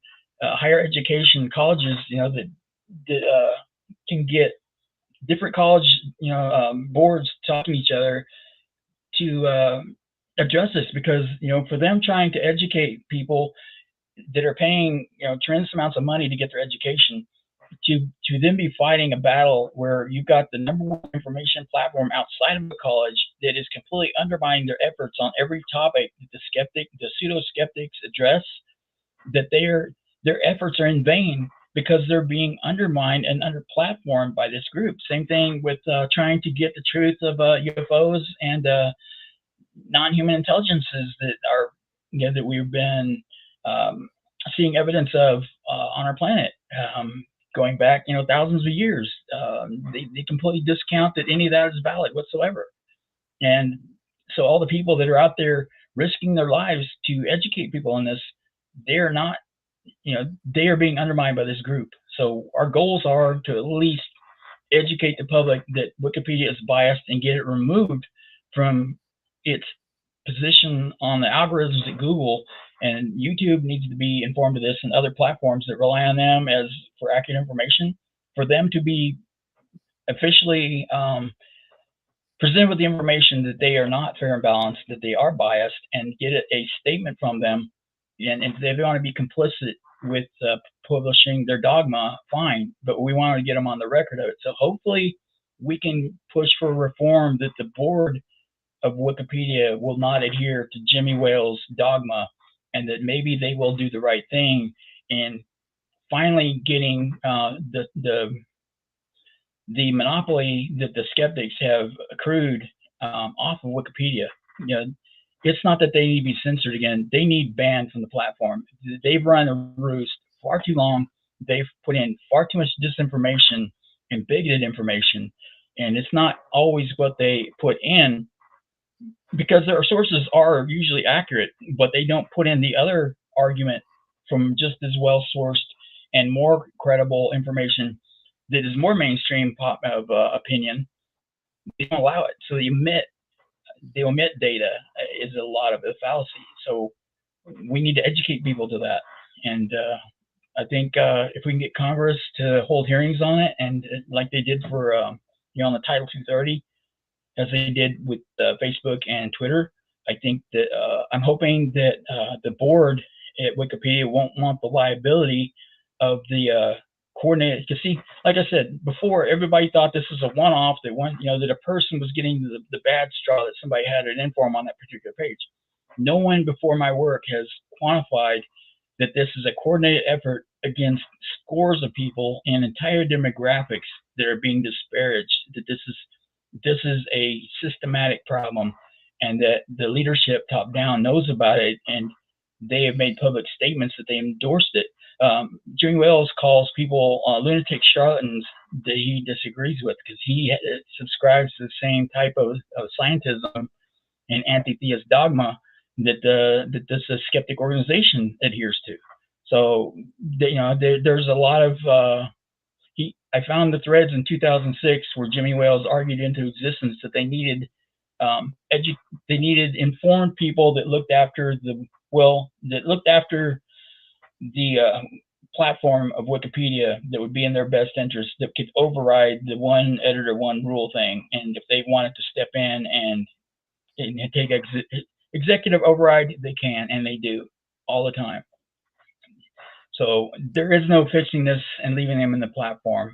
Ideally, they need removed, banned from the platform, or at least topic banned from all the topics that they have controlled historically, and not allow them to canvass each other anymore, and that they should not be allowed to work on pages together anymore. They're completely violating the rules that they ban people literally every day for, that they disagree with, and they're eliminating competition. So they're like 10,000 editors down from where they were 10 years ago, and they're in Wikipedia. The foundation is wondering why they can't keep editors. This is why, a large part of it. Rob, we got 3 minutes to go before we have to go to break at the bottom of the hour. Rob Heatherly, our guest tonight on Spaced Out Radio. We are changing topics here because I want to get into Sean Kirkpatrick with you and the AARO report. You have been watching this subject. It's been a couple weeks now since the report came in. The dust is starting to settle. And in 2.5 minutes, give us a warm-up of what you felt the report was all about. I think that this was kind of like in golf, you want to put down a token, put to where you want to have a placeholder for information to come, but not obligate yourself either way, non-committal, to just leave your foot in the door for another report that's going to come on down the road. So you don't give them anything of substance. You use weasel words that infer different things, but it's not actually how they verbatim read. If you look at it verbatim, they don't say what they think it says, and it may be just poor penmanship or authorship by them or syntax, but I see some problems with their summary of a conclusion that I found very problematic. I talked to people who absolutely love this report, and I've talked to people who hate this report. They feel that it was a real shot at all the history and evidence that has been found. Where do you stand on it? I think they've completely disenfranchised people. They've had people that were very credible witnesses and that were documented in their own military reports to the government, like with nuclear weapons being shut down in facilities and things, that they gave testimony. That we've had some that came out that were interviewed by AARO weeks before they came out and stated that they've found no evidence. They called bullshit and basically, F you. I can't remember the guy's name right now that was involved with one of the nuclear mishaps, but they did give them information and expert testimony that was corroborated by physical evidence and sensor data, but they completely disregarded all that. It's a situation where, a lot of people within the UFO community, especially the scientific community, thought it was a stand-up job, saying that there isn't enough evidence to be collected. And the people who have been working the UFO world for a long time say, what's happened to the evidence that has already been presented, including David Grusch, including Lou Elizondo, and many others who have come out and said that this is what we're missing. So when we come back in the next half hour, Rob, I'd like you to really take off on that, and really spill the beans on the difference, because I know you're talking to people. I know you've got an inside rail on a lot of this information, and I just think it's important for our audience to hear. Our guest tonight, Rob Heatherly on Spaced Out Radio. We'll be right back with the second half of the show coming up right after this.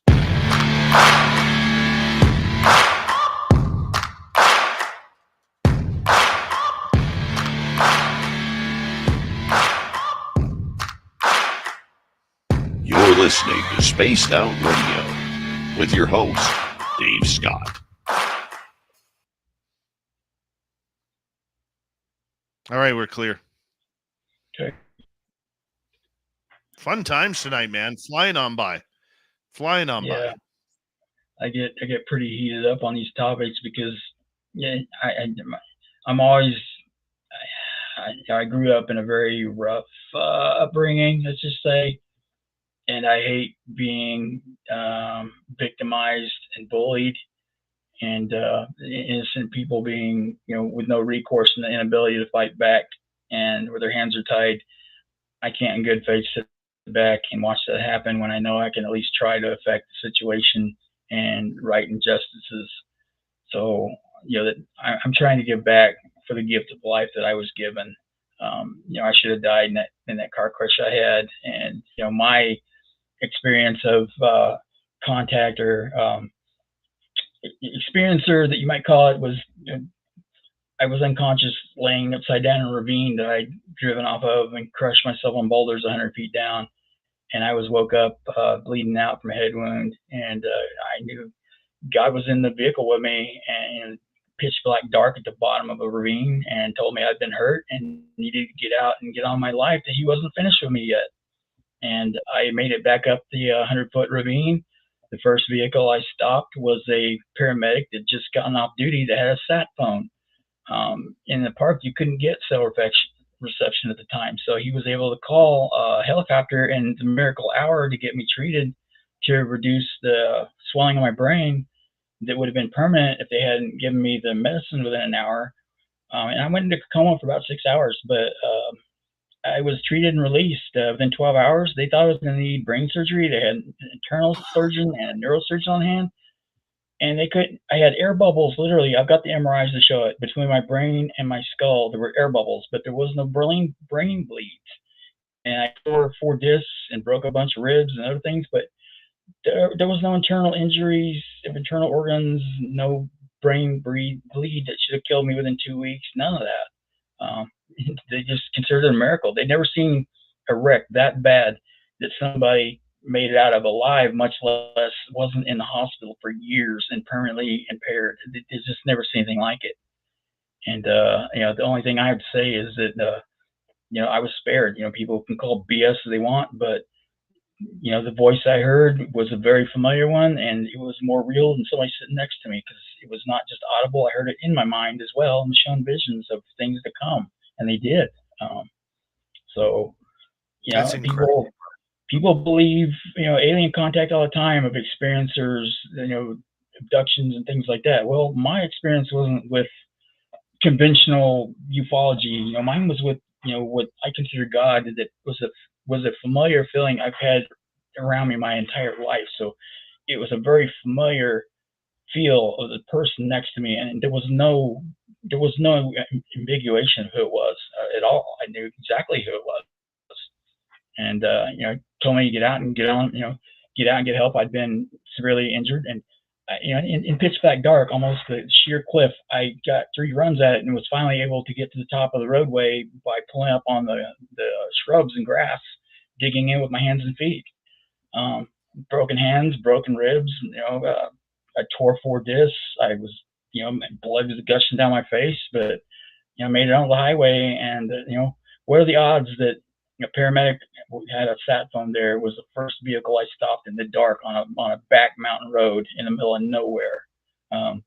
What are the odds?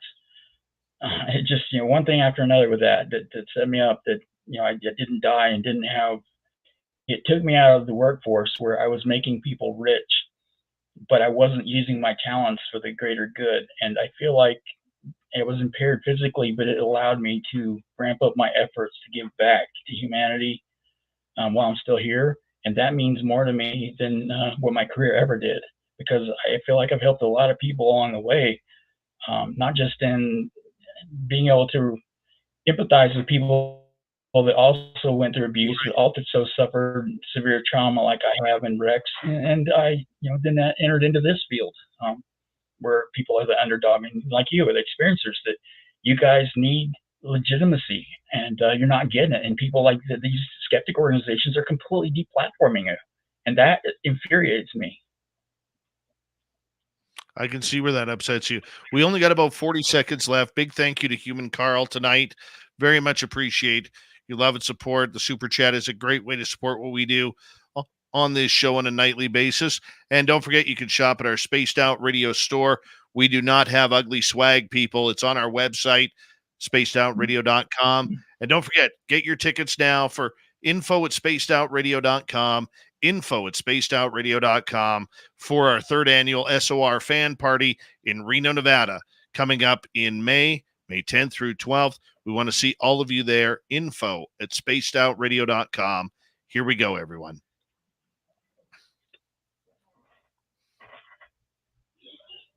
Like 5 seconds. Okay.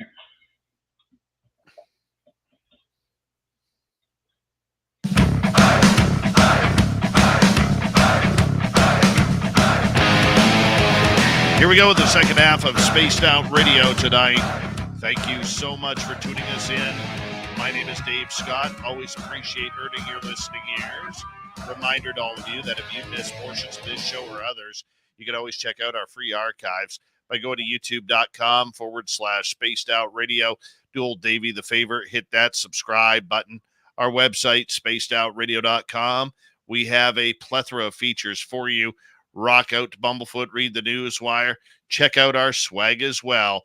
Follow us on Twitter @Spaced Out Radio, Instagram @Spaced Out Radio Show, and on Patreon in the Space Travelers Club.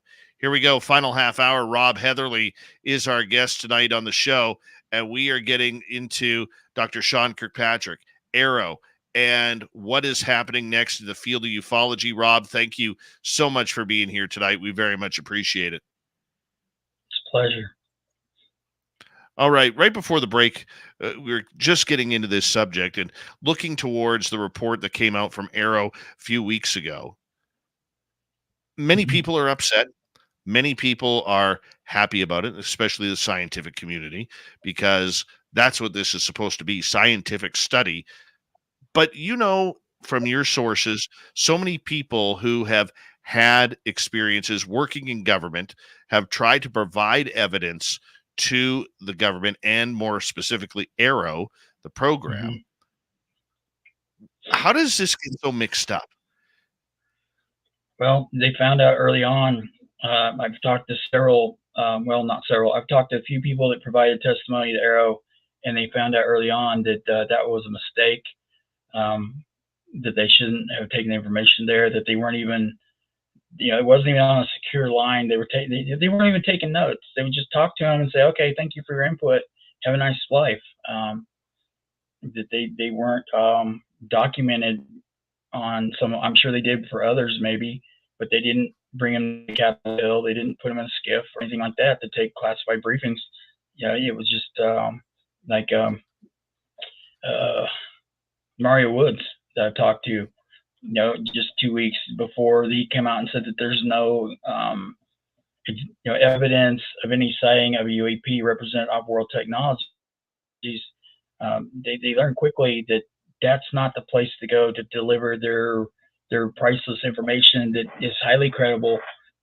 You have people like David Grusch and the 40 first-hand witnesses that worked in this crash retrieval program, formerly or presently still, that corroborate him. And he had other highly cleared people that have impeccable records, like Carl Nell and Tim Galladay, and some of the others that corroborate him. We've got Lou Elizondo that came out recently, and Jim Sinovan that tested his credibility. And, the ICIG found it important enough to take it up to the appropriate congressional committees. So they are circumventing AARO and directing them to the IG or to the congressional committees instead. And I found it very disingenuous when Kirkpatrick, in the last report before this one, came out and said that, well, he had 30-something witnesses that came forward, trying to make the parallel to David Grusch's 40 witnesses that they had gone to the IG with, but they weren't the same witnesses. That was a little dishonest in my assumption of that he was trying to make that leap. Kirkpatrick was, that it was the same people. They weren't. And they weren't there's no evidence that they were under testimony or sworn. And if you'll notice, Kirkpatrick hasn't given any of this under sworn testimony either.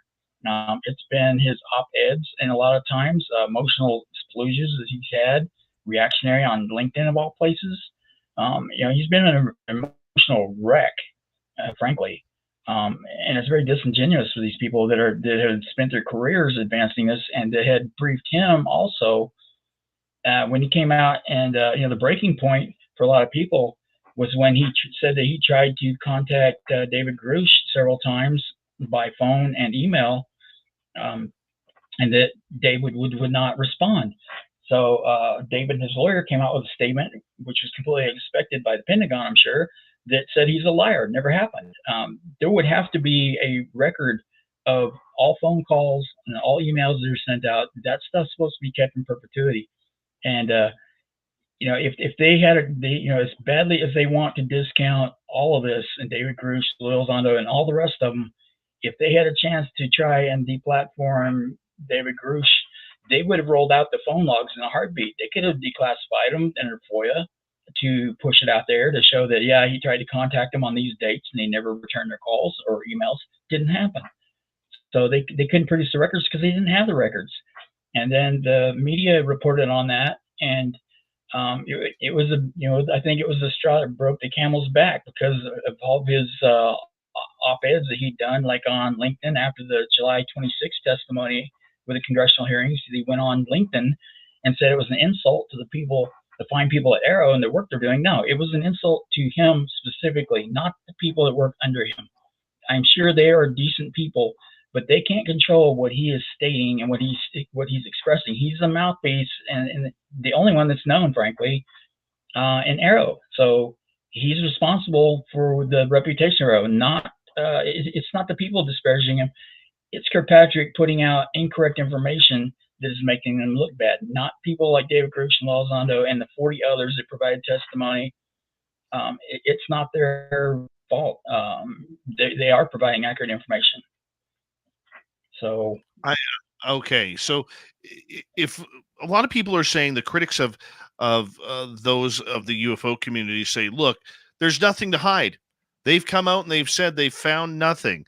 There is no UFOs. There is no non-human intelligence that are around. What are people griping about? I hear a lot of the anti-UFO people saying this right now, Rob. Based on this report? Yes. Because this report doesn't expressly state that. If you look at their conclusions at the last page of this, when it says conclusion to date, AARO has not discovered any empirical evidence that any sighting of a UAP represent off-world technology. Let's break that down, because that means any sighting. They're saying that there's no empirical evidence that any sighting of UAP represent off-world technology. There's plenty of other evidence besides sightings. And how do we need definitions of these words that what they mean to the DoD and to AARO specifically, because this is just referencing sightings of UAPs. It doesn't talk about material evidence or sensor data.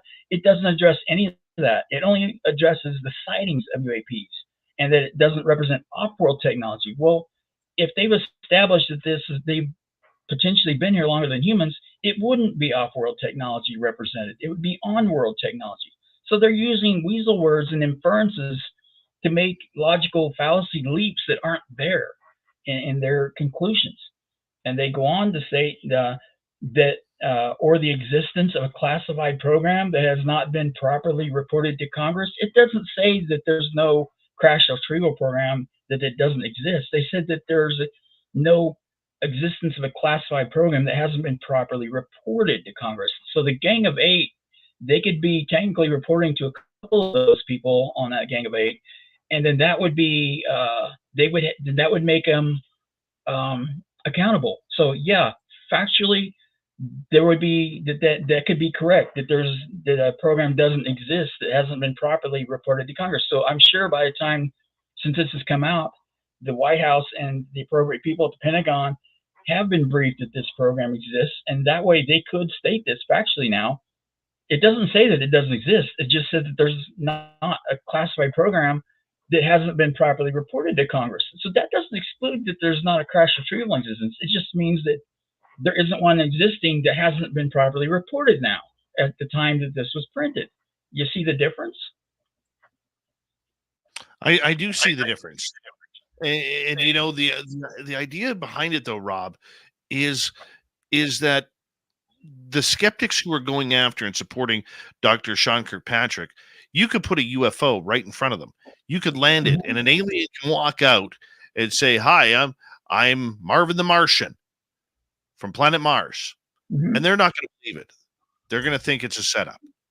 Nothing will deter them from getting that point across. And when it comes to Dr. Sean Kirkpatrick, we do know that he actually does believe in this stuff. He wouldn't have wrote that article with Avi Loeb that was never supposed to be released to the public. And the Harvard professor screwed up on that one by releasing it, you know, but we know that he believes this. How can he buy his own BS, if we could say it that way? He doesn't. He thinks that he's being a patriot, likely, and that the public doesn't have a need to know, so they need to get that information, and that we can't handle the truth. Because he also wrote a paper 2 years ago that argued for the likelihood that we could have the non-human species could reach our solar system.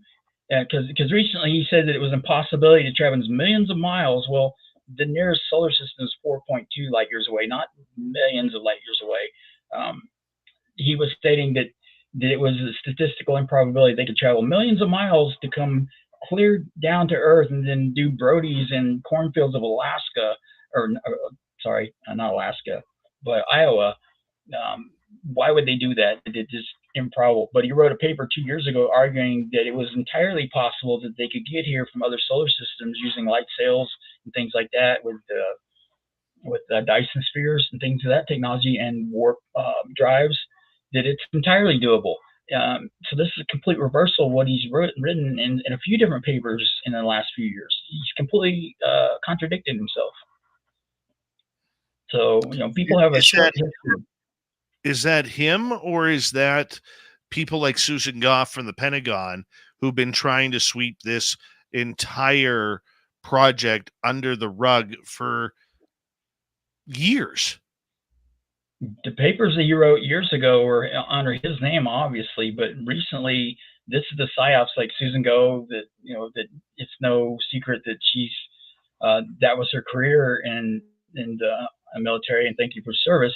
But I think she's gone a little overboard with her psyops. That the American public need to be protected from the truth, that we can't handle it, and they think they're doing their patriotic duty by baiting this information, that they won't allow any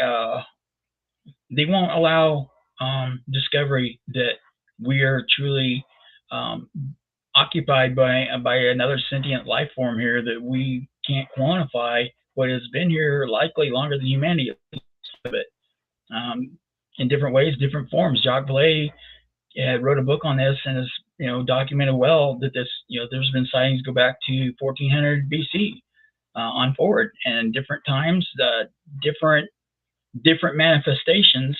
Because we had people in the 1890s tooling around in wooden airships with propellers on the back that looked like Frenchmen that claimed to be from Mars. That was completely absurd in today's standards to think it can make it here, but back then people didn't know any better. But it's morphed with the zeitgeist of the it's not just the American. It's not just an American experience. It's global. You used to have the Fey people, and like what Diane Pasalka from the Soul Foundation has also pointed out, that there's been the ecstasy of the saints in the 1600s. There was a very popular nun that was praying and had a very short, she thought maybe a demon or something came up and stuck a probe in her stomach. It was kind of what would fit the description of a gray today, that had been all throughout history. So this is not a new phenomenon that started with World War II with Roswell. This goes far, far more back than that. And it's not just the U.S. thing, it's global.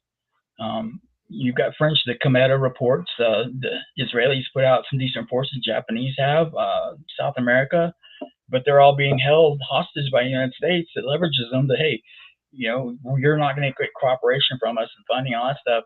You keep this under wraps, or we're going to have problems. Funding's going to get cut, military aid, whatever. And, in the strong army, like with what James Fox documented, where they roll in with these crash retrieval groups in 1996 in Varginha, and U.S. flew in C-130s or whatever the cargo craft were, and didn't even get proper authority to be in their country, rolled in their helicopters and took control of all the materials, biologicals and non-biologicals of the crafts, and tooled off of them. And we have another incident when we were in Mexico. The Mexican military and police tried to recover a craft, and several of them died trying to, that was just in recent years, died from radiological effects, and they finally called in the U.S. Say, okay, come get this damn thing. It's killing us all. There's plenty of evidence of these, but they keep getting dismissed. And, academics and scientists that they're trying to get on board with this, they've had the 75-year disinformation program that created all this stigma, and they're trying to undo the stigma. And when we find things like Wikipedia that they're helping propagate it, or AARO, that are thinking, you get people that think, oh, well, we need to protect the public from their own selves, and we can't let this information go public. So they know it's true, but they kind of like in this report, you'll see that in the index where they started it, they'll list each program by year of date that it was in existence. Like, they all have the dates that they existed in for every program except for ATIP. They had OSAP ATIP as 2009 to 12, and then slash, and then another line they have ATIP, but they didn't put a date after that one.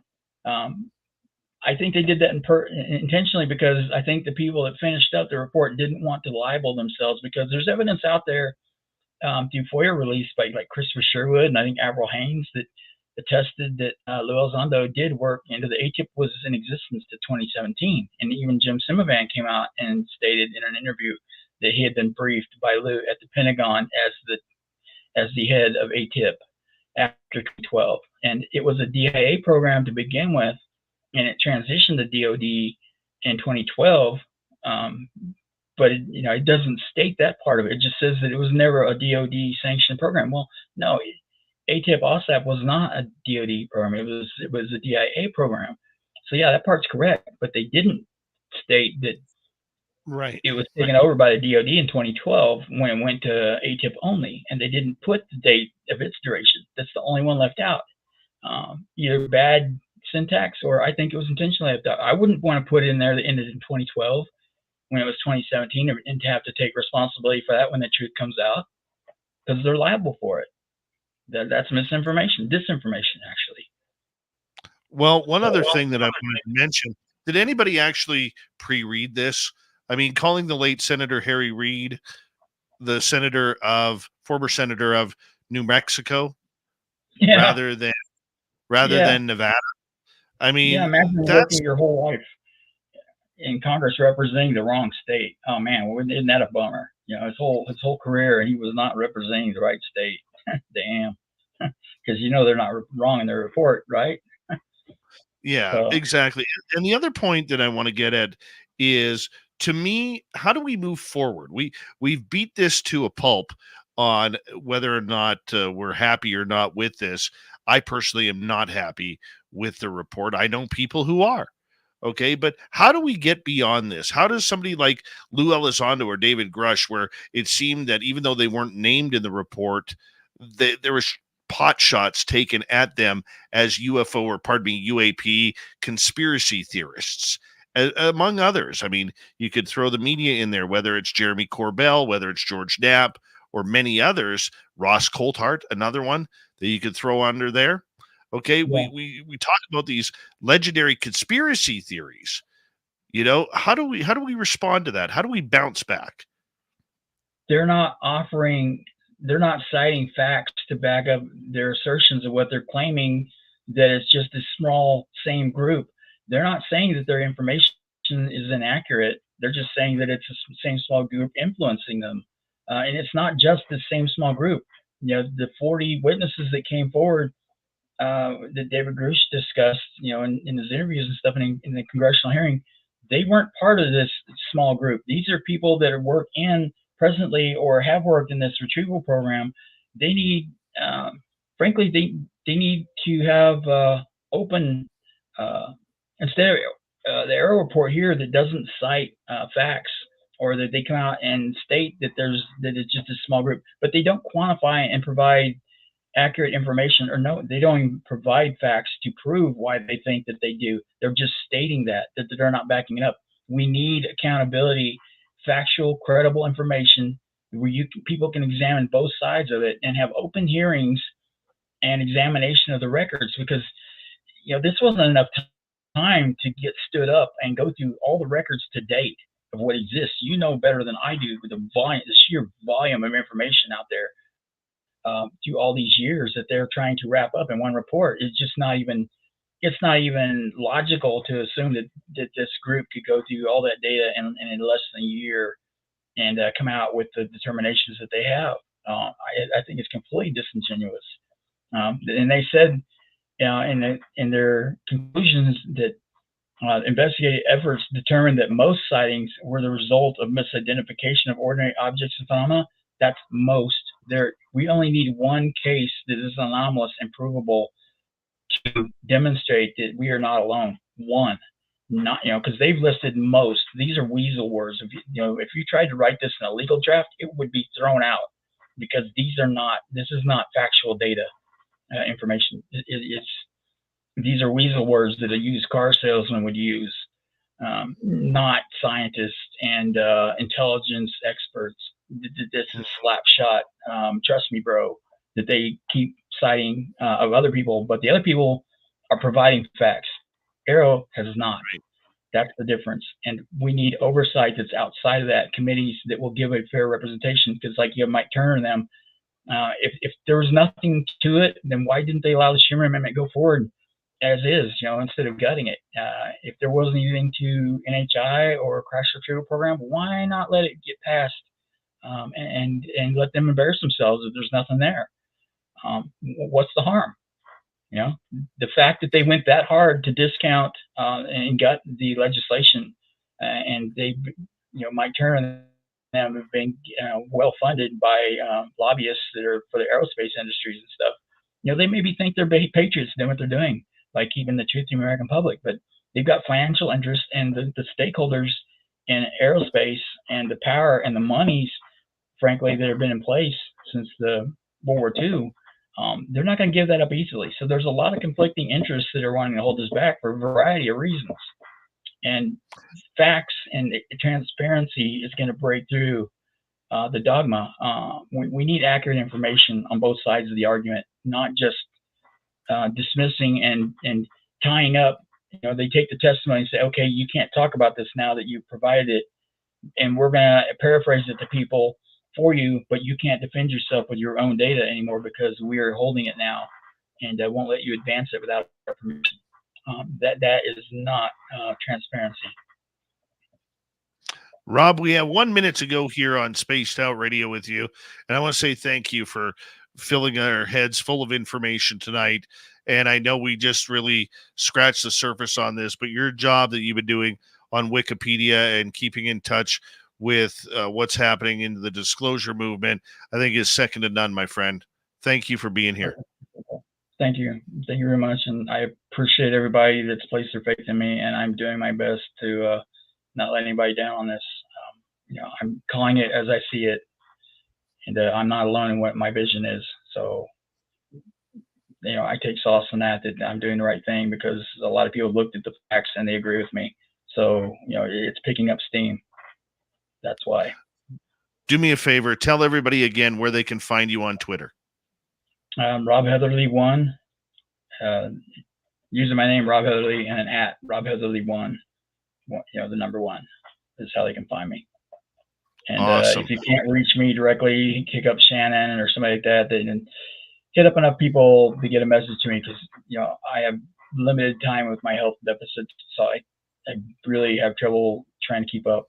So I mean, well, you're doing You're doing great, Rob. Thank you so much, my friend, for coming on Spaced Out Radio. Coming up next, Among the Missing with Steve Stockton, then Travis William-Mustus will be here for the Crypted Report. We have a jam-packed hour number 3 of Spaced Out Radio next. Stay tuned, everybody. We'll be right back. You're listening to Spaced Out Radio with your host, Dave Scott.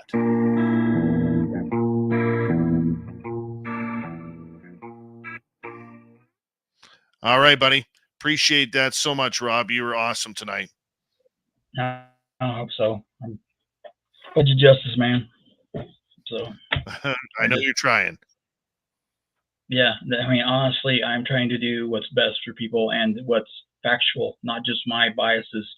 I'm trying to keep my biases and my opinions out of it and just go with the facts, letting the investigation and the facts take it where it needs to go, and that is progressing deeper, not shallower. And people that are very well educated and informed on these topics, I have looked at this as well, and they agree with me. The experts have, that I'm on the right track, and that actually I am correct in this. In some very high-profile legal eyes, even, that have looked at this and thought, Right. Damn, there is something here. So I hear you, man. we're making good strides. But all right, buddy. I will let you go, and you have a good one, okay? You too. Take care. Thanks, Take care, everybody. bud. Rob Heatherly, everybody. Rob, I know you're listening. I'll call you soon. But, yeah, great show. Great show. Stick around. Hour 3 is next.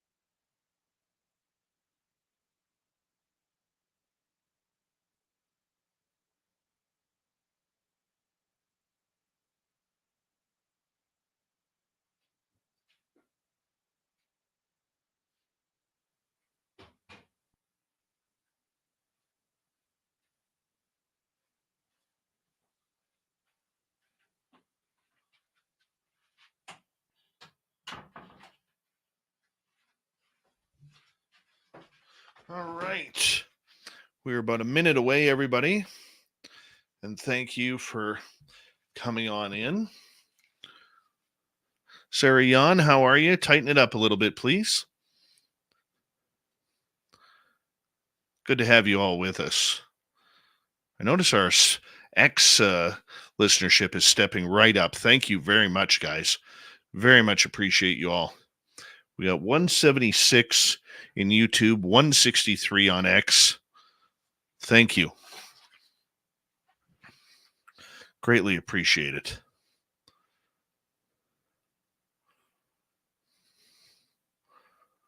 Thank you tonight to Phase Wheel times 2, Deb and Human Carl for the super chats. Hi, Puck Elf. How you doing? And remember, you can shop at our Spaced Out Radio store. We do not have ugly swag, people. No ugly swag. So make sure you check it on out. And we're going to get going here with the next hour coming up right now.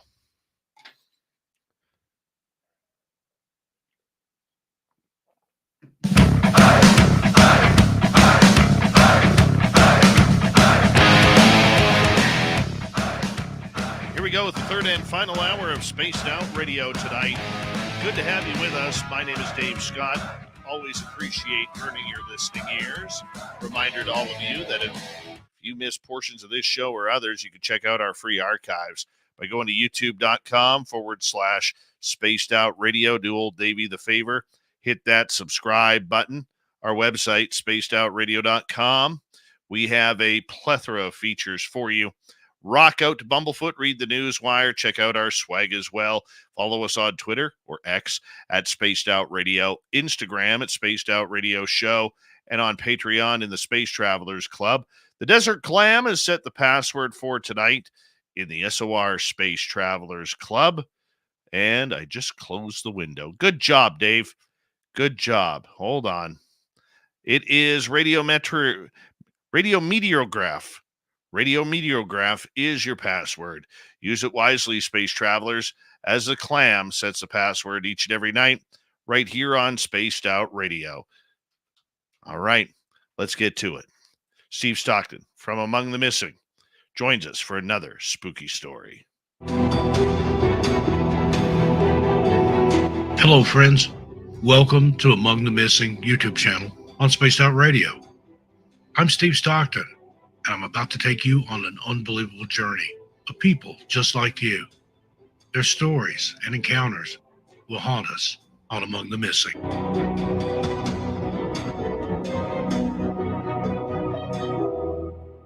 On June 12, 1985, Jewel Kaler drove his 41-year-old wife, Dorothy Dottie Kaler, to a train station in Pleasant Hill, California. After arriving at the station, Dottie purchased a train ticket, a simple task that millions of people do every day. However, for Dottie, it was a test of her courage. Dottie suffered from agoraphobia, an overwhelming fear of being in public places.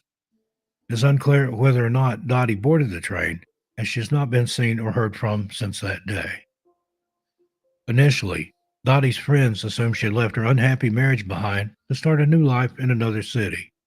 However, as time passed without any news from Dottie, her sister, Diane Rusnak, began to suspect Jewel for her sister's disappearance. I think that Dottie could have disappeared to get even with her husband, who had disappeared on her for half of their married life, Diane said. Dottie married Jewel Kaler in 1973. According to Jewel, as she grew older, her home in Concord became a self-imposed prison. Jewel said, quote, Dottie would stay inside most of the time. She wouldn't even apply for a job, much less hold one down. It was a real problem, end quote. Dottie and Jewel's marriage gradually worsened over time. Due to Jewel's work, he was often away from home, and Dottie was often left alone. However, things took a violent turn on Thanksgiving Day in 1981 when their relationship reached a boiling point. Dottie's friend, Paula Powers, recalled the first time Dottie and Jewel had a physical altercation. Quote, she told me that they got in an argument. It escalated to the point where he finally hit her with a board or something, end quote, Paula said. According to Jewel, it was Dottie who initiated the fight. In 1984, Dottie joined a Women in Transition support group and attended meetings for over a year. Jewel was unaware that Dottie had joined this group. Dottie's friend, Shelley Wilson, noticed an instantaneous change in her friend. Shelley said, quote, as time went on, I would notice she was adding a little more color to her outfits. She cut her hair in a new style, which was a very scary thing for her. It was as if a new Dottie were emerging. Dottie took some secretive actions without Jewel's knowledge. She rented a post office box to receive her mail secretly. She also opened a personal bank account and transferred $5,000 into a cashier's check. Jewel was shocked to learn about his wife's deceitful behavior. Jewel said, quote, she had secret lives, a secret existence that I knew nothing about, and she wanted it that way. I wasn't even aware of it. I was just suspicious, end quote. 1 month prior to Dottie's disappearance, Jewel notified her that he had accepted a job transfer to Salt Lake City. Dottie told him she was not interested in going with him. Jewel said, quote, Dottie had said, in the event that I got transferred, she was not interested in going with me. So I wasn't expecting her to go with me, and wouldn't even have wanted her to, I guess, end quote. On Wednesday, June 12, 1985, Dottie set off on a trip to visit a friend just a few days before Jewel was scheduled to leave for Salt Lake City. Jewel drove Dottie to the train station and was confident that Dottie had her purse and overnight bag with her as she walked in. However, it's unclear whether Dottie boarded the train or not. Jewel said, quote, I dropped her off and she walked around the corner of the station and disappeared, end quote. The following day, Jewel took the train back home from work. He was surprised to find Dottie's blue 1963 Volkswagen Beetle beside his car in the train station parking lot. I walked over and looked inside, and there I noticed her purse, and that was very, very strange, Jewel said. Dottie's driver's license, $30, and library card were inside the vehicle. Shelley Wilson also found it odd that Dottie left her purse behind. She told me how important it was to her to have her purse with her all the time. That's one of the things that made me feel so terribly upset when I realized she had not taken her purse with her, Shelley said. Jewel left notes on Dottie's car for the next 4 days, asking her to contact him. He expressed his love for her in the notes and pleaded with Dottie to come home. Jewel waited for 5 more days before filing a missing persons report. Jewel moved to Salt Lake City 2 weeks later, where he built a comfortable new life. Jewel said, quote, it was hell living with Dottie. It was hell having her disappear the way that she did. And yet, since I've gotten here and gotten settled into a new job and that whole problem is behind me, things are really pretty good, end quote. Jewel never contacted Dottie's family or friends to see if they knew her whereabouts. Jewel proposed to a co-worker just 6 months before Dottie disappeared. He later wrote a letter to his fiancée stating that he had gone to great lengths for them to be together. He also wrote that he had never been in love before he met her. Shortly after Dottie was reported missing, Jewel moved to Utah and put his and Dottie's shared home up for rent. He ensured that all of Dottie's belongings were stored and that the house was thoroughly cleaned and redecorated before the new tenants and the police could see it. Then, in January of 1988, the Concord Police Department received a strange letter from Gary, Indiana. The police determined that DNA from saliva on the stamp and envelope belonged to a male. However, they were unable to match it to anyone. A document examiner believes the letter's handwriting was similar to Jewel's. The letter accused Jewel of being responsible for Dottie's disappearance and provided details on where her remains could be found. A search was conducted in the area, but Dottie was never found. There's not enough evidence to conclusively link Jewel to Dottie's disappearance.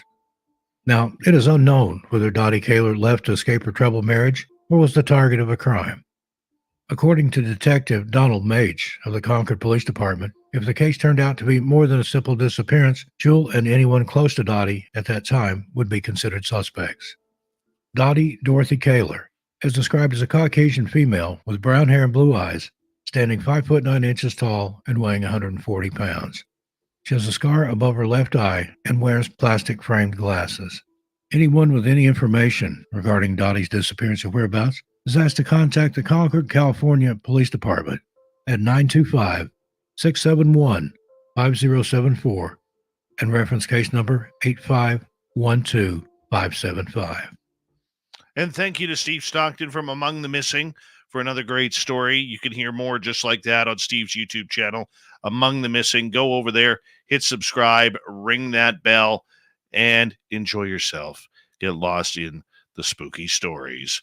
From the missing to the mysterious, Travis William-Moostus coming in for the Cryptid Report.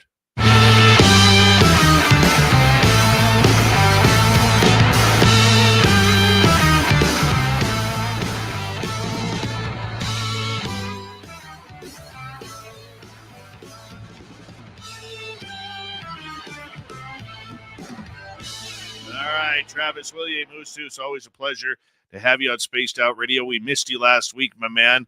And how you doing? What have you been up to? Oh, that other last Tuesday I was very busy. Had some things come up and had to go attend some basic just kind of recentering ritual, I should say ceremonies, just like smudging and things like that. So it was a very uplifting experience and just kind of setting in aligning with the energies for this time. And so now I'm back here, and I was on with Rob G the other night there, and it was an excellent show. So happy to be here now. Well, I want to ask you, and I want to focus tonight on this being a real show on your history and First Nations history around North America. The reason why is I had a couple of real interesting conversations with First Nations people this week already in talking about legends of Sasquatch and Bigfoot and dogmen and aliens and UFOs. And I want to get your opinion. Now, for people who don't know, Travis is part of the Cree Nation just north of Edmonton, Alberta, and he is literally a monster hunter. That's what he does for his people, is he chases down monsters on a human level, terrestrial level, a astral travel level, and he clears people. You're almost like I don't want to use the term shaman because I know that's going to be wrong, but you're almost a protector of source. Yes, that's a guardian that's looking over the area and just kind of keeping sure, especially when it comes towards these kind of cryptids or spiritual beings running around. If people do ask me, I will go and take a look and see what's happening. And like I said, there's been a few reports of a few things running around in the night, breathing heavy in the back of this elder lady's house there. So she said that something was back out there, and I can only imagine that at this time of the year with all the animals waking up and all the predators and different things like the bears and the wolves and the cougars and stuff like that, all just getting more active because of and the cryptids too, right? Getting more active because of the animals coming out of hibernation and just that whole cycle taking place again, right? So it's just to be expected. And one of the interesting conversations that I have had earlier this week was with a gentleman who lives just north of me on a reserve. Okay. And he came to me and we were talking about Bigfoot, and he had a beautiful experience up close and personal that intimidated him. I have two questions. Number one, why do a lot of First Nations people fear these creatures? I look at a Sasquatch, and I've seen Sasquatch. Okay. And I'm trying to go for it. I'm trying to I want to get up and close and personal with it. But there is a major fear among many First Nations about Sasquatch, Bigfoot, booger, whatever you want to call it. Why is that? What is that fear? Well, depending on which tribe and part of the, you go down the line, across the nation, and there's different tribes, all different type of Crees and different type of, like I said, there's just the names from tribes are very right from the west to the east coast. So even the west, you said north of you, whether their beliefs are some of these cryptids, seeing them brings bad omens or bad luck. So sometimes a lot of people don't like when they see them, especially Machu Picchu, the serpent that I talk about that swims in the lake there, and he when people see that, they think like, oh, that could be a bad omen, and like it could be bringing bad things. But like the true teaching though is like, if you're there to if you see it, then you give the right offerings, and you're there for prayer, and this thing will actually bring good omens and good fortunes to the tribes and people around. So same thing with Bigfoot. Like when we had our experience with the Bigfoots, it was said like they were watching over us. That time when we were going out on a vision quest, and we're out having this it was a sweat lodge ceremony before we went out, and we were on our like second, third round, and just outside of the sweat lodge, we were hearing all these trees, the trees breaking forward. And there was only us there, right? Like in the ceremony area, and we knew that like, it was Bigfoot doing this, because no bear would just go and snap forest trees like that distinctly, like big trees too, right? So it was a sign, and my uncle at the time, he was doing the ceremony, and he's like, yeah, that's Mr. Napuyo. He's here to watch over you, and he's going to protect you, so no other dark spirits come and take your souls when you guys are out there, kind of deal. And he's a guardian of the forest, and you know what I mean, like kind of that's what he was like mentioning to all of us at the time, right? And so like it wasn't like a thing of fear, but it was more like we're looking at it as it was watching over our guardian. So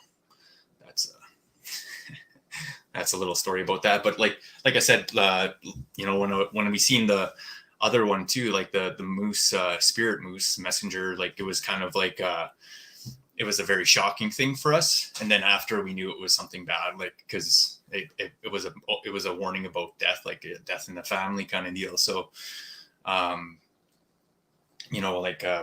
it came down to that, like there wasn't really like we weren't really too concerned about it. But when we got the rooftop runners there, like the other year, there was a lot of people, like I said, those 5 houses that were pretty freaked out about it. And that was just unusual. So like the unusual like level for it usually brings that kind of awareness towards the situation, like especially when it comes to cryptids and the spiritual or supernatural, then people start to kind of get a little iffy about things, right? But the last thing you want to do is be afraid or be scared, because then that will just allow the evil things just to win, right? Like to get, especially if it's something spiritual, then it'll have total power over you. No, I can get that and appreciate that. Now, I can understand, not to be sexist here, but I can understand, a lot of First Nations in the reserves are not in inner cities. They are out in the wilderness where the land is. And I can understand where a lot of these people within the nations tell their women, please do not go out at night. You don't want to be taken by any of these creatures. Okay. And many women, and unfortunately, have disappeared over the years from First Nations descent. And it's a scary time. It's a scary time for a lot of people. But going back in history, now almost 100 years ago, in the Harrison Hot Springs area, there were women actually kidnapped by Sasquatch to be taken as Sasquatch wives. And then the warriors would have to go out, pick them up, or find them, usually in a cave somewhere up in the mountains, and kidnap them back to bring them back home. And that would cause a Sasquatch to all of a sudden kind of terrorize the village for a couple of weeks. I mean, you've heard stories like that. Why is it that they come after women and children, but they don't seem to go after the men? Yeah, the men pose a threat and fight back. You know what I mean? It's kind of like easier take, and then and it's like kind of like that for every kind of like you hear all the stories, like even extraterrestrials are always after women or gold or on that level, right? So it's especially like with reptilians, and they'd come and try to fight for them and take them and stuff, or even like the buffalo man-eater people, or even the giants, right? The red giants would come around and take a lot of the tribes, but it's just more like a threat thing. So if they could, like, it's even like it's even dangerous for us out there as guys, like just as easy to go missing, or even to to get taken out by these creatures in the woods or forest. Like it's just the only difference is, like if that gun, right, like, or the rifle is, gone and are out of place, and it's like you're pretty much back to that ancient time, right? And but like even with guns too, some of these cryptids can't be hit or hurt unless they're like I should say blessed or different kind of things in certain ways, right? Like then it can be used, but other than that, a lot of them have to use different certain weapons to them, right? And so it's like a kind of like a what kind of situation you're into. Like I can't say like I'm gonna go out there and I'm gonna find Bigfoot, because I might probably run into something totally different. Like what I mean? Like it's like it's kind of whatever happens in the situations, right? It's very so it's a very precautionary thing. Like if people go out, they should always, be with other people or let people know where they're going, or, have some form of self protection when you're out there, because it is very dangerous, and at least knowledge of survival, right? Because it's, you never know what could happen out there. But it's there's, like I said, it's right now this time of season's happening, and there's a lot of that going on. And just like a couple, like I think it was like a week ago, somebody went missing over here in the north, a native guy, and he just it was kind of mysterious because he just kind of took off walking a direction, and people that I asked about it said that he just kind of took off and left his keys and just took off and was gone. Nobody knew where he was. RCMP couldn't find him. They did a few searches, and just like that, just left his truck and everything and walked into the distance and disappeared like that. So it is like that out here. You know what I mean? Like it, people got to be very careful. It's not a joke, right? Like, so I figured I just like mention that, like it's a real, like it is a real, like a thing that happens out here. And the elements too, like the whole forest and everything, it's still very, you know what I mean? Like the place is like, you gotta know how to survive and know your wits about it, right? And be very cautious. But so it is what it is, right? And so it is this time of year. Well, let me ask you a second question that this gentleman asked me, as we got about 90 seconds to go, and we may have to finish the answer at the other end of the break here. But he said he believes we were talking about aliens and UFOs, and he's like, where do you think they're from? Or that being Bigfoot. I said, I don't know. I think they walk in, my personal opinion is, I think they walk in two different dimensions. That's why we find so many singular prints on the ground, or we see prints that have a start but no finish, but there's no lead into that start. You know what I'm talking about? And he said to me, he goes, well, we believe that they come from the stars, that they were dropped off here. What do you think about that? Yeah, it's what I was saying. Like usually when the full moon happens, they can actually enter energy orbs and fly back to the stars or the moon to go and recharge and enter their world where they come from. They've also done this through portals in the Earth dimensions, and actually were able to go from, or like across the Earth in different areas and stuff. And a lot of rivers like have a lot of these natural areas and energies what they just utilize, and they're able just to transport around into different areas and use the forms of that energy to like they can manipulate it and cross, like you said, in between worlds, and depending on their frequency levels, they can reach this. And same thing with the extraterrestrials or ultra terrestrials, they'll just have to change the frequency and they're here. But the thing is, when those dimensions, the way you can think about it is like the easy way to think about it is how we look at a file folder full of videos, and you can click the video from like a year ago, but you can't go in there and interact with it. They can do that, but they can also see every different version of that reality of that video and click it and go interact with that. Travis, hold on right there. Final break of the Crypted Report coming up right now on Spaced Out Radio. We will be right back. This is Spaced Out Radio and your host, Dave Scott.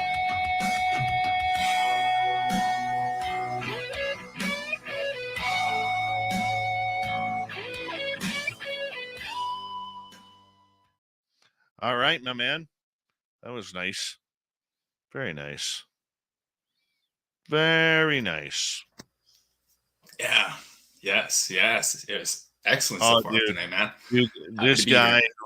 this guy who I talked to, man, I could have talked to him for hours.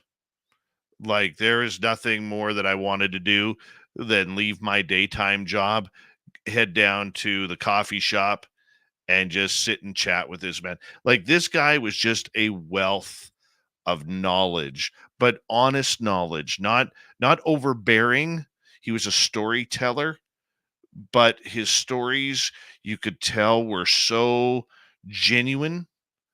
And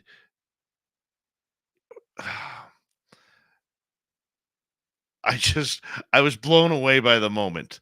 I really was blown away by the moment, and I just would love to have that opportunity. I may get the opportunity again, probably next week, maybe even later this week. But my God, dude, it was amazing. You know, with your headset, you don't have to continue to mute. Okay, I wasn't sure if it was picking up background noise or No, anything like that. Or no, we're we don't good. have Okay. Yeah, we're good now. Yeah, but I totally, dude, totally could have sat hours with this guy. It Nice. was amazing. And I showed him footprints that I have on my phone, and he showed me this beautiful, about a 13, 14-inch print. But it was so wide, and it was just Yeah. perfect in the mud, and it sunk down about 2 inches, so you could actually see the toes Yeah. sinking on down. Oh, man, it's dude, I will tell you, I think, and this is just my opinion, I don't give a care what anybody says, but for us to solve the UFO world or the cryptid world or the spiritual world and get those answers that we need, we have to listen to the elders. Oh, We yeah. have to. I mean, your culture has thousands of years worth of stories that have been passed on and generation to generation. And I know you know this, but I'm saying this for the rest of the audience, that what are we missing out on? And I think your people have the answers. We're just too stupid and technical not to listen. That's my opinion on it. And so when I get the opportunity to sit down with somebody of First Nations and just sit down and listen, it's eye-opening. It really is.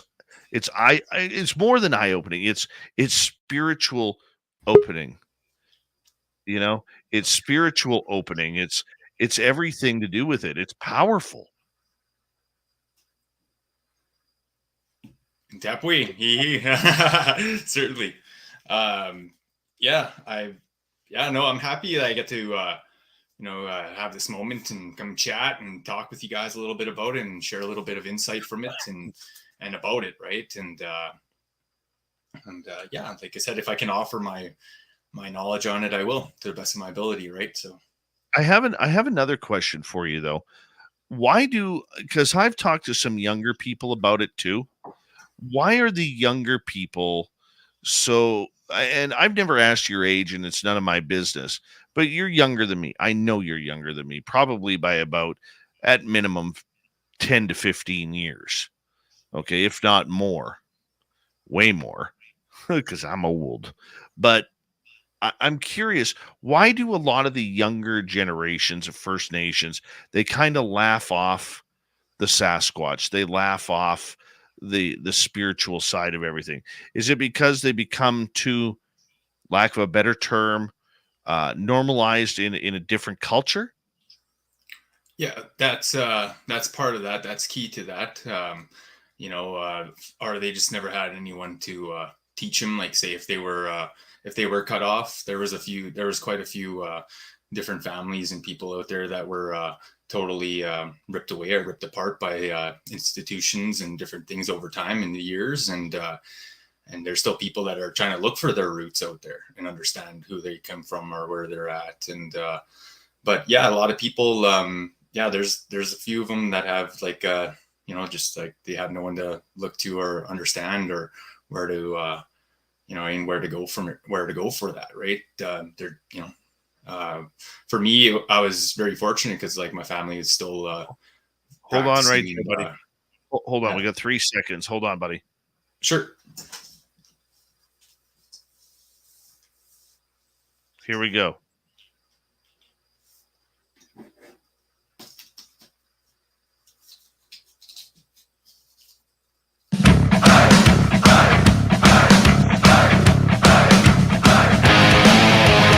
Here we go at the final half hour of Spaced Out Radio tonight in the Crypted Report with Travis William-Mustus. My name is Dave Scott. Very glad you are here hanging on out with us.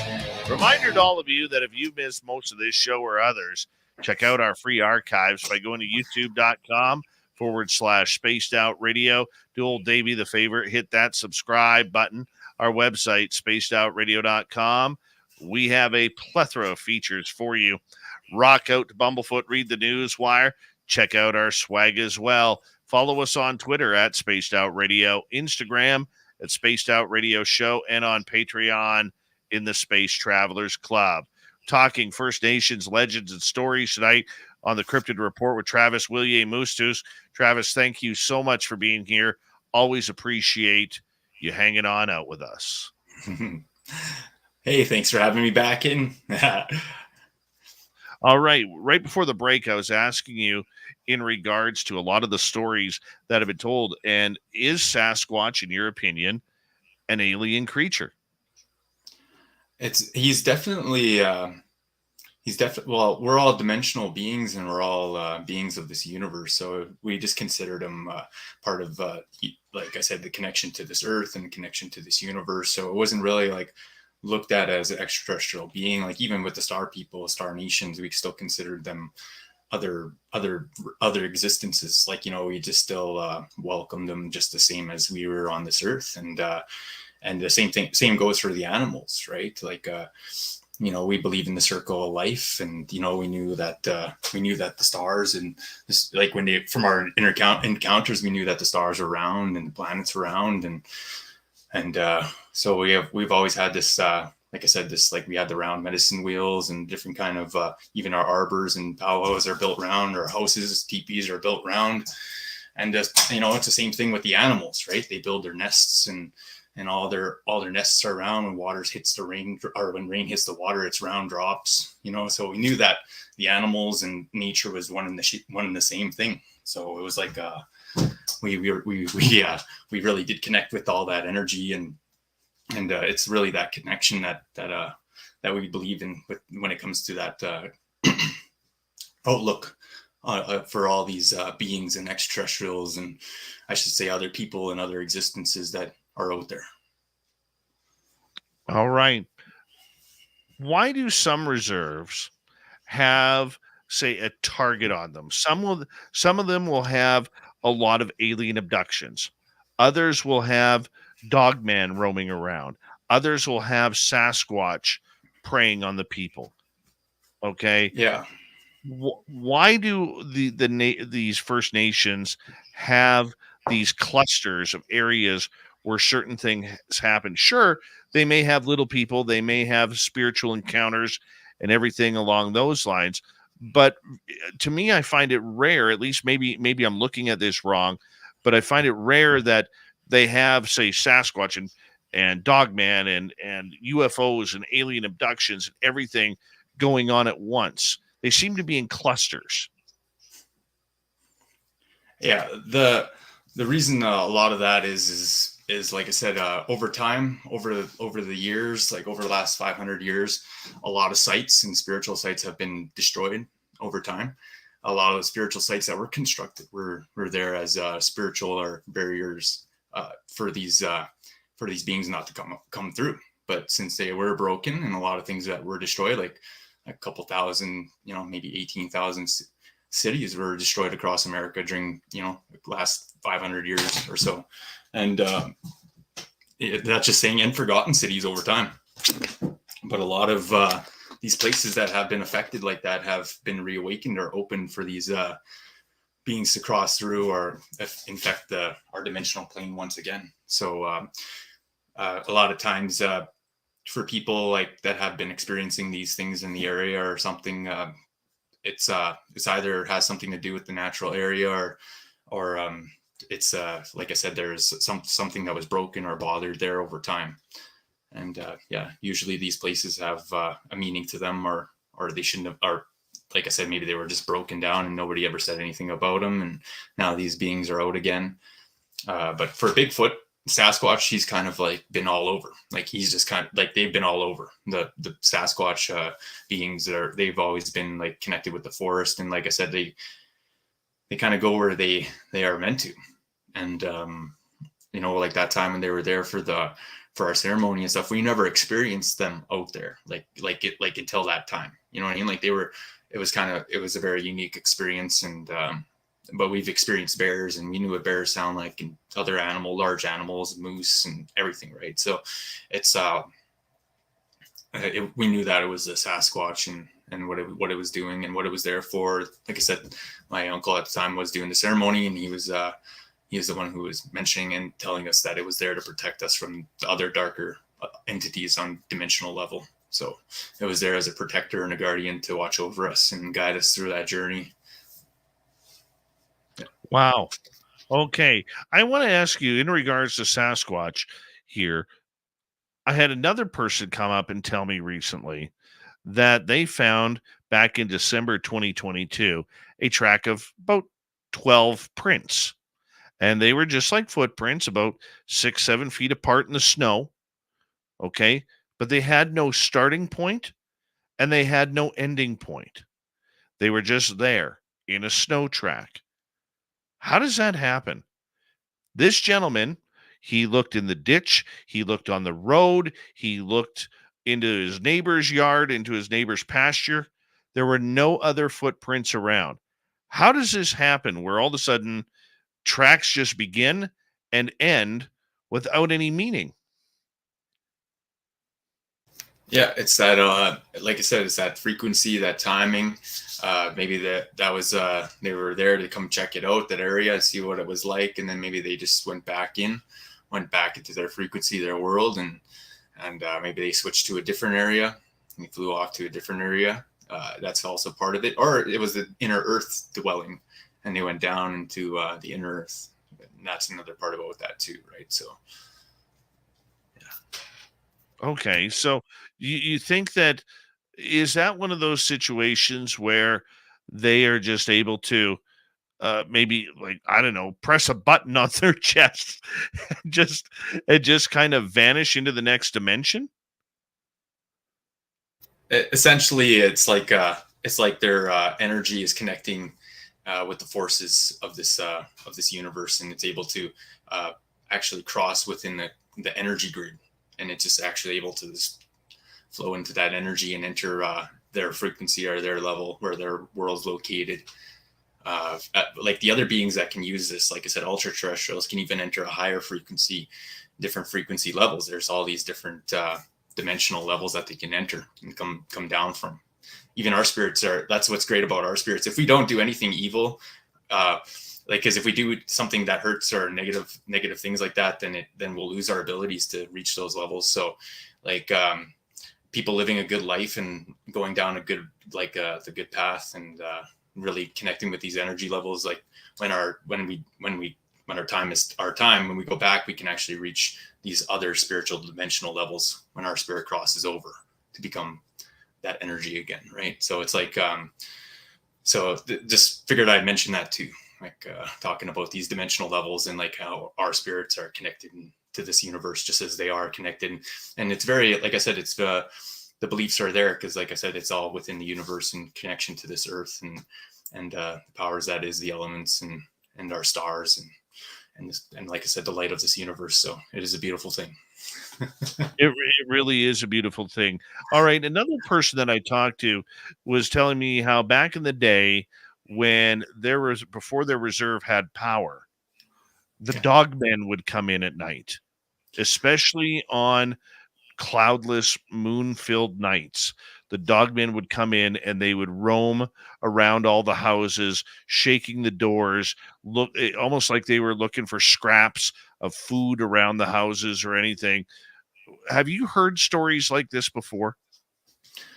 Yeah, there was actually this he's a local medicine man of my area here. He was talking to me about a dogman sighting many years ago, and it was actually affecting a lot of the trading routes between tribes, like from here, like here and between here and BC, and then a lot of people in like the prairies, like of the northern area. And so like a lot of these people were getting hunted out, a lot of tribes and different kind of like traders that were coming through the area. And it was like happening around like the wagon days and stuff like that. So a lot of wagons were being attacked, and different people were being, like I said, taken, and they were finding remains of humans. And so a lot of tribes had to like band together and like track it down and hunt it down. And when they finally did catch it, they tracked it in Alaska, like just like the border of Alaska, and they were able to like hunt it, and like they had to do some things with its remains. Like I don't know what they like I said, it was like they had to burn the body, but I don't know what they did with the head of it. I know they used some of it for spiritual practices and such, but like the story goes that they had to really hunt it down, and they had to burn the body, and like had to like cleanse it, purify it literally off this plane of existence. And but it was like that was like a big thing that people had to like band together and hunt it down. So that was like one of the stories of dogmen. That was like, it was like a vicious thing, and like causing trouble for the people out here, kind of deal. Okay, so were the dogmen there to hunt down people, or were they just looking to feed? They could have, like I said, they feed on a lot of different things out there, you know, like small mammals and anything they can really grab, like you said.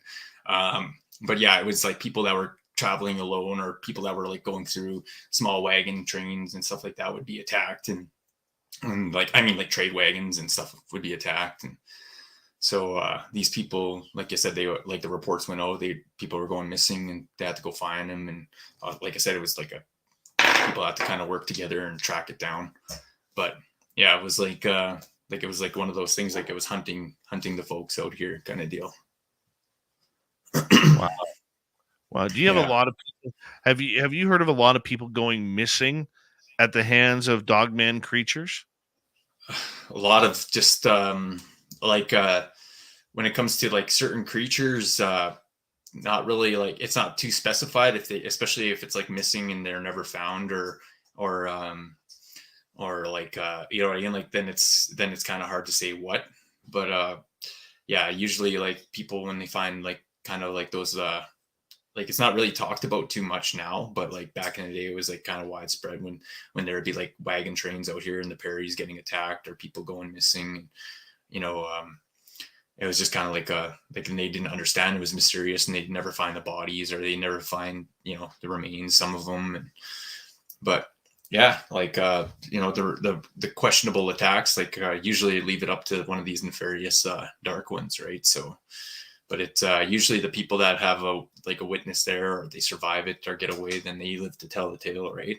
And give the reports. But for the dogman, it was a mystery until they did discover that it was a dogman, and they had to deal with it in a certain way. And like I said, they killed it, but they had to really like they had to ask the spirit world how to deal with it and go about it, right? So it was like kind of like it's a very there's a certain process to it, right? Very delicate process. Okay. I mean, that process, without having to go into detail, does it involve a lot of spiritual protection regarding the harder core creatures like a dog man or a goat man? For the more darker ones, yeah. If it's a really like intense case, then yeah, it requires certain things that you would use for sure. As for like you know, like for if it was like already in a stage where it's almost like it can't be stopped by human strength, like you'll need stuff like on a spiritual level to help you, and like you know, to subdue this kind of being and creature, because like it's not really going to be it's not going to go down just like, from regular bullets or regular things like, or if you chop its head off, it's not going to die. Like these things have, like, some of them are very powerful and very deadly, and there's been cases where they still very deadly, 85% deadly with even without a head, and still manage to take a few people out or get back up when they're not expecting, think it's dead, and just slaughter a few and have to dismember every part of its body. And yeah.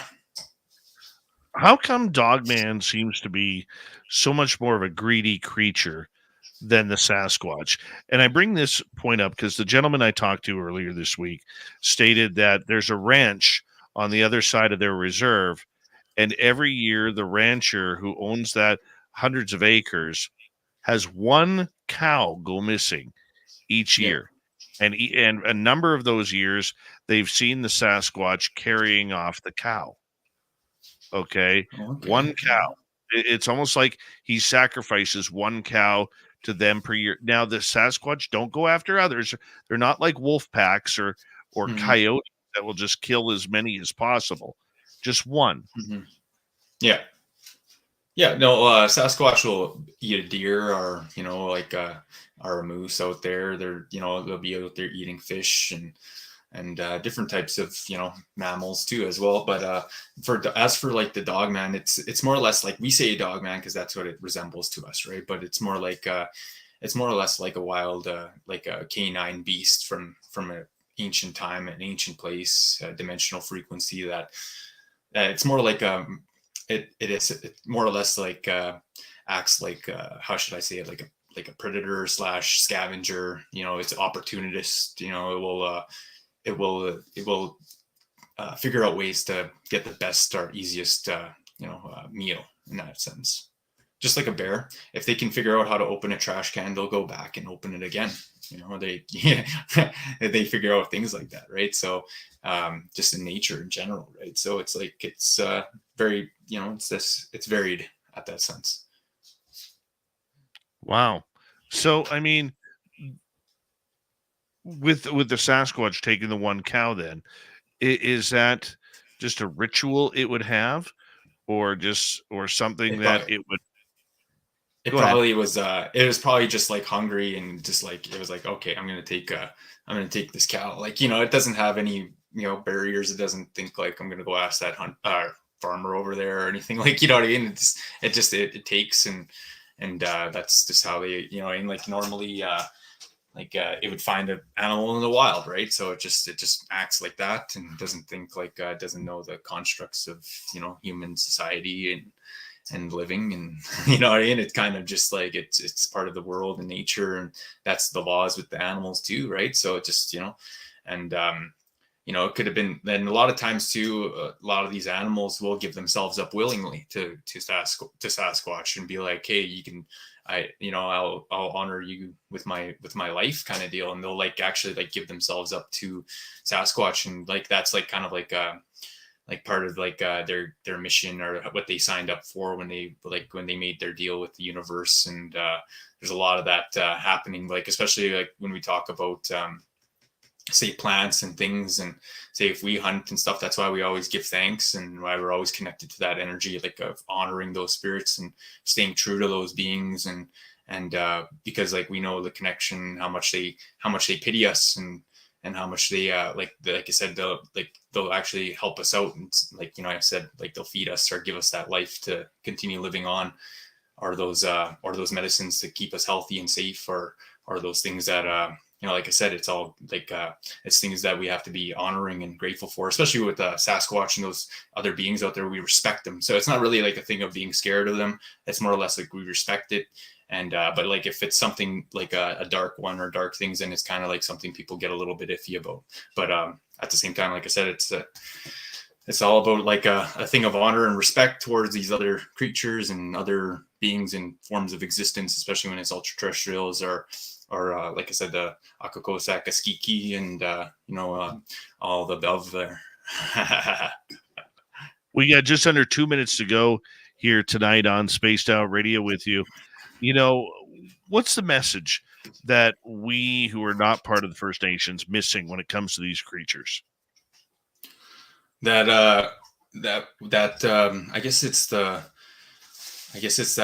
well, it's like an understanding of the connection of which it all is like, and where it all comes from, and like I said, the whole it's a deep respect for the world around and the universe around, and how we live our lives day to day, and how we go about like I said, the process of like our, like how we hold ourselves true to the universe, and like I said, the world around us and everyone around us, right? The individuals and yeah, it's a very deep thing, like especially when it comes to paying attention to the significance of it all.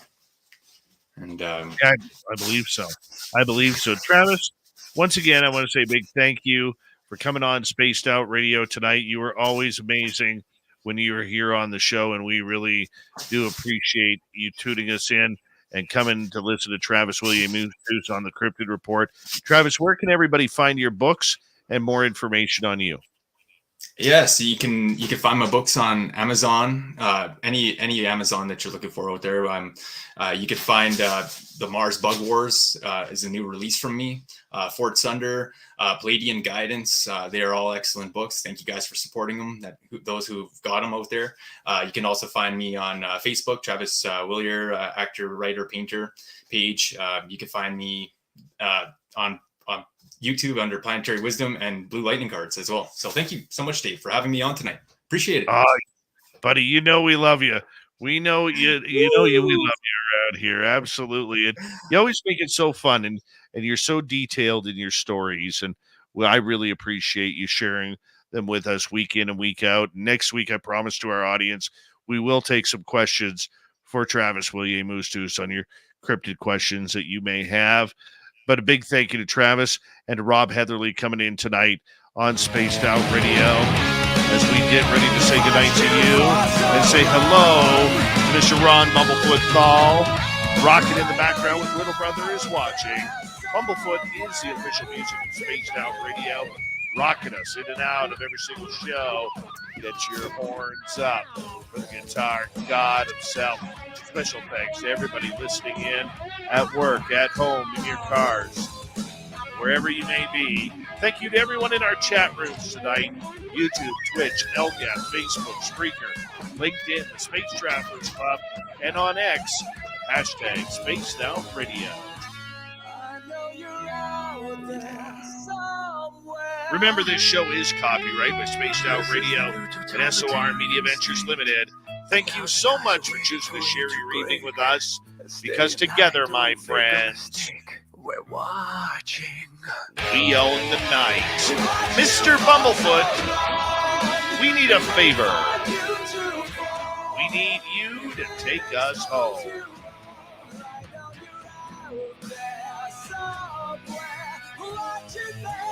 Yes, the Woo train has docked for the night. But soon, my friends, we shall ride again. Your seats are always available. Your tickets never expire. And if you want to bring a friend, we've got room for them too. Good night, everybody.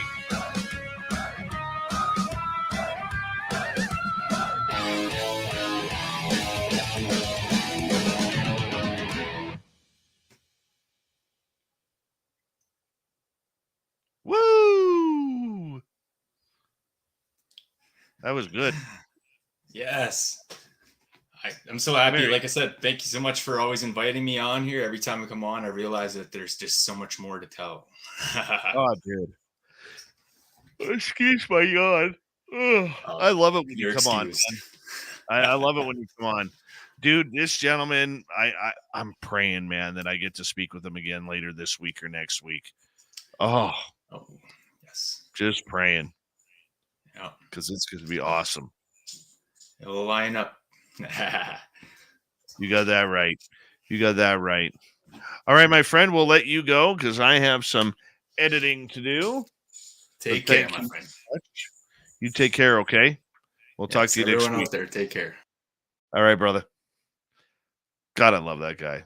Great dude. Absolute great dude. Oh, my knees are killing me today. There must be a weather change coming. Must be a weather change coming.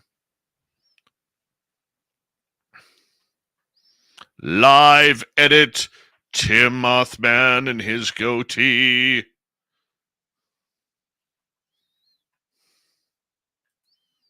Give me 2 seconds here, guys.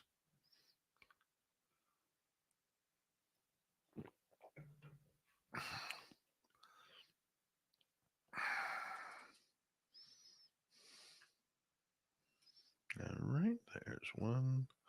There's one. There's two. There's two. Still not used to the new audio yet. Getting there, though.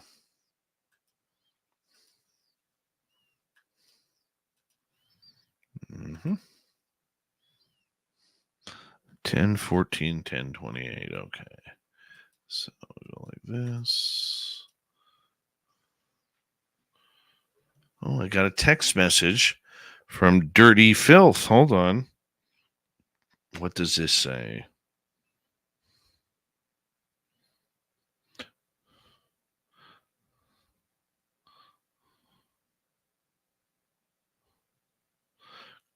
Just a simple good night. Love that Dirty Filth. He's a dirty son of a gun, but God, he's nice.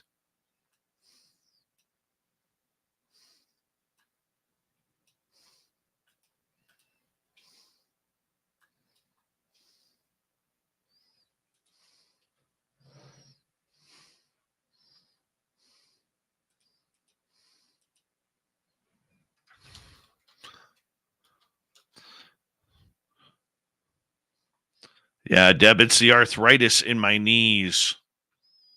It's always fun. Never tear your ACLs and MCLs. Your knees don't like that.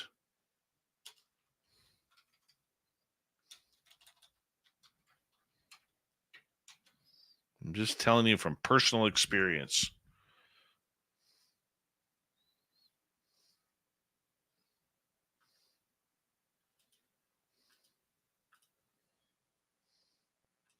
And it hurts too, just to let you know.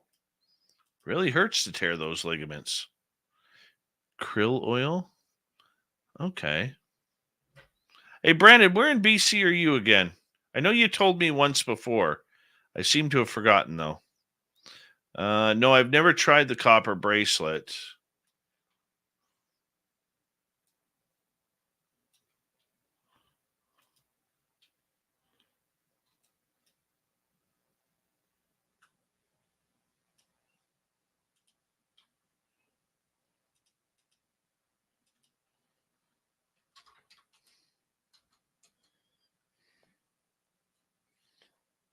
That's from Sweet Tony D. I'm having a good hair day today.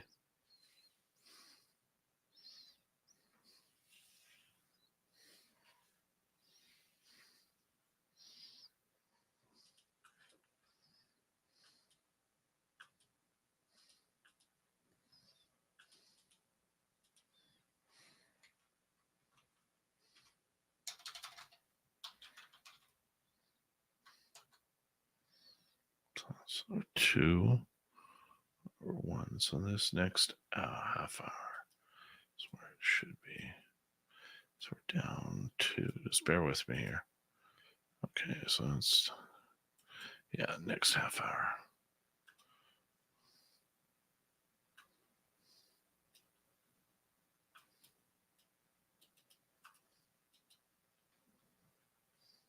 Powell River, that's right. That's right. You do get a nice view of the Comox Air Force Base, though. Do the gray whales still appear every year at the ferry docking on the island?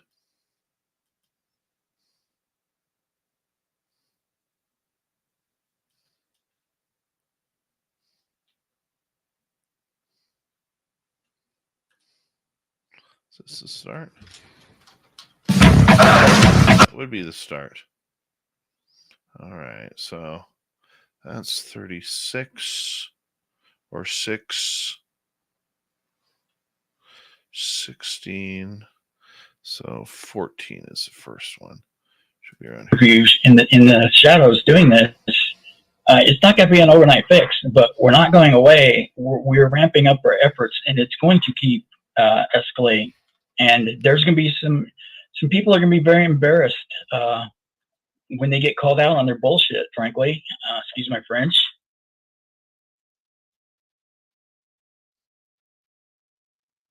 When they get called out on their bullshit.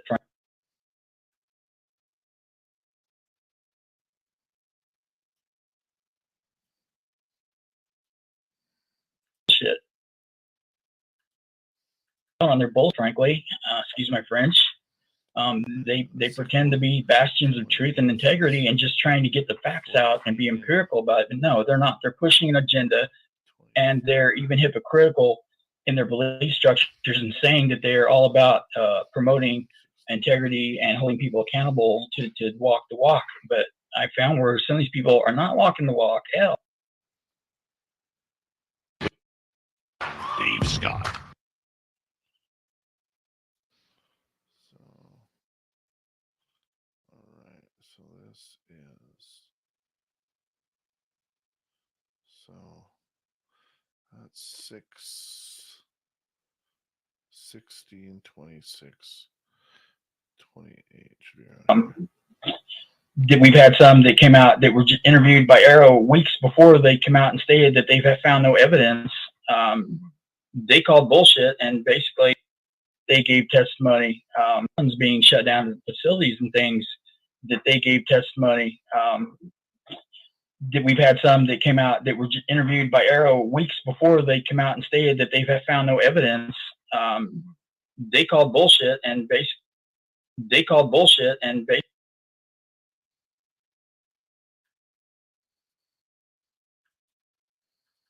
basically, you know, they called bullshit, and basically, you know, F you. I can't remember the guy's name right now that was involved with one of the nuclear mishap. There we go. Sorry about that.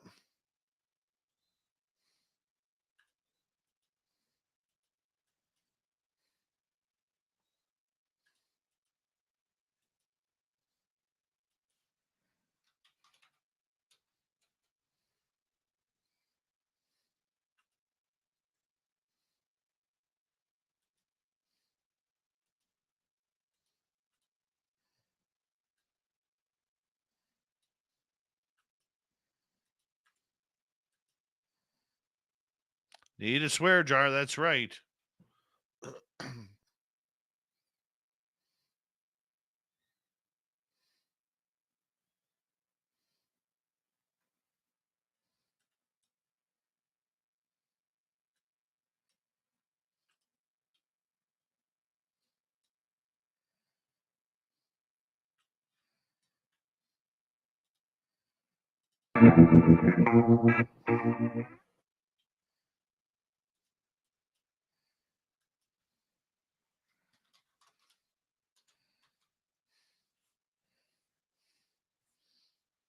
Debaruni, are you coming to Reno?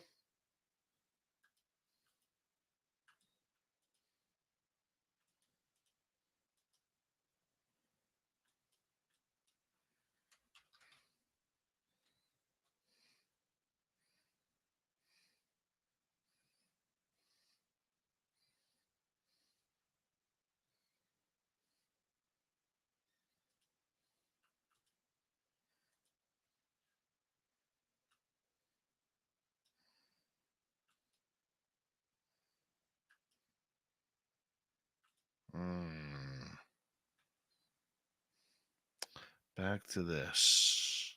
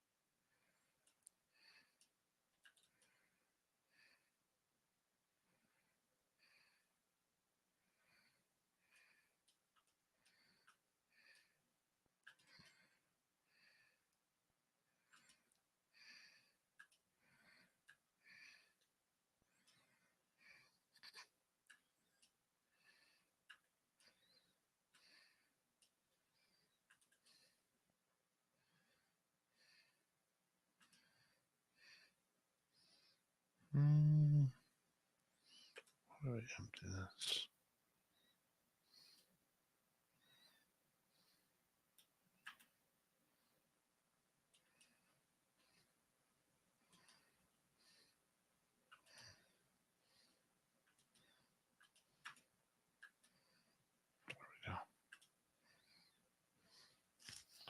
I am flying out of Vancouver. Merle and I are flying out of Vancouver. We got a layover in Los Angeles and then off to Reno.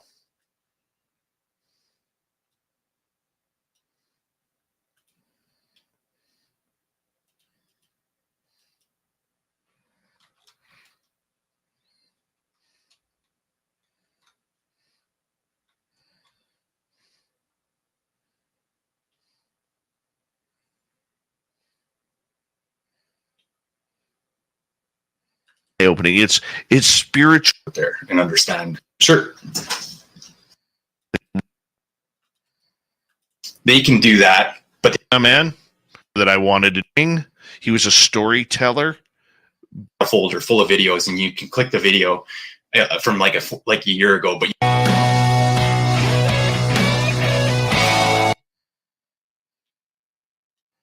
all right, my man.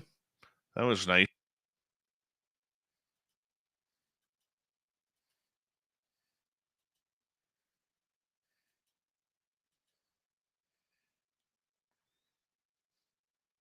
High Adventures with Beth.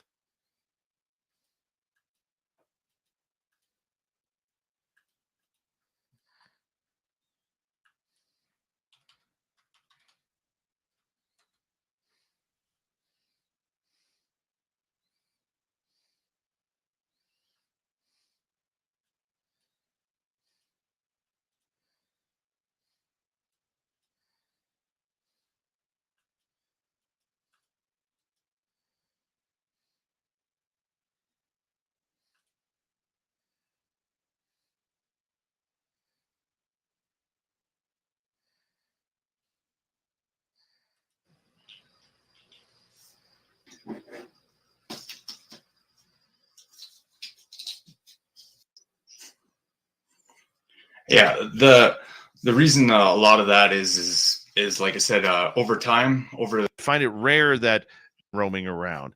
Others really that so ram.com/spaced out radio. Do old Davey the favor, hit that subscribe.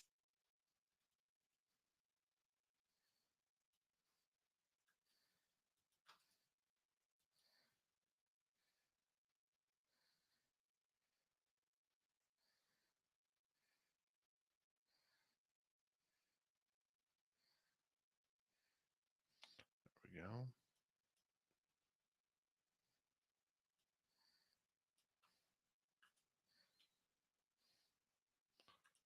Start.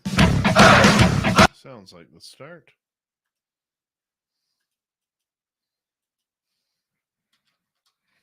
It's Merle tomorrow night, people. Big bad Merle.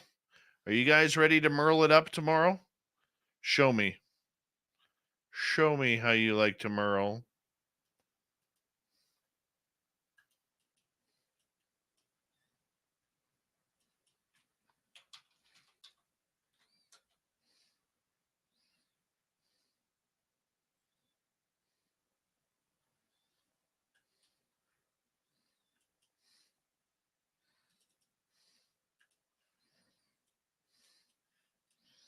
All right, everybody. It's that time of the night for me to say goodnight. Merle tomorrow night on the show. And we're so glad to have the Merle back. And a big thank you tonight to Phase Wheel ×2, Deb, and Human Carl for the great super chats. Thank you for the love. Don't forget to hit subscribe, ring that bell, or if you're listening on X, give us a follow if you don't mind. We'd greatly appreciate it. We'll see you tomorrow night, everybody. Have a good one. Can't wait to be here next time. Thank you.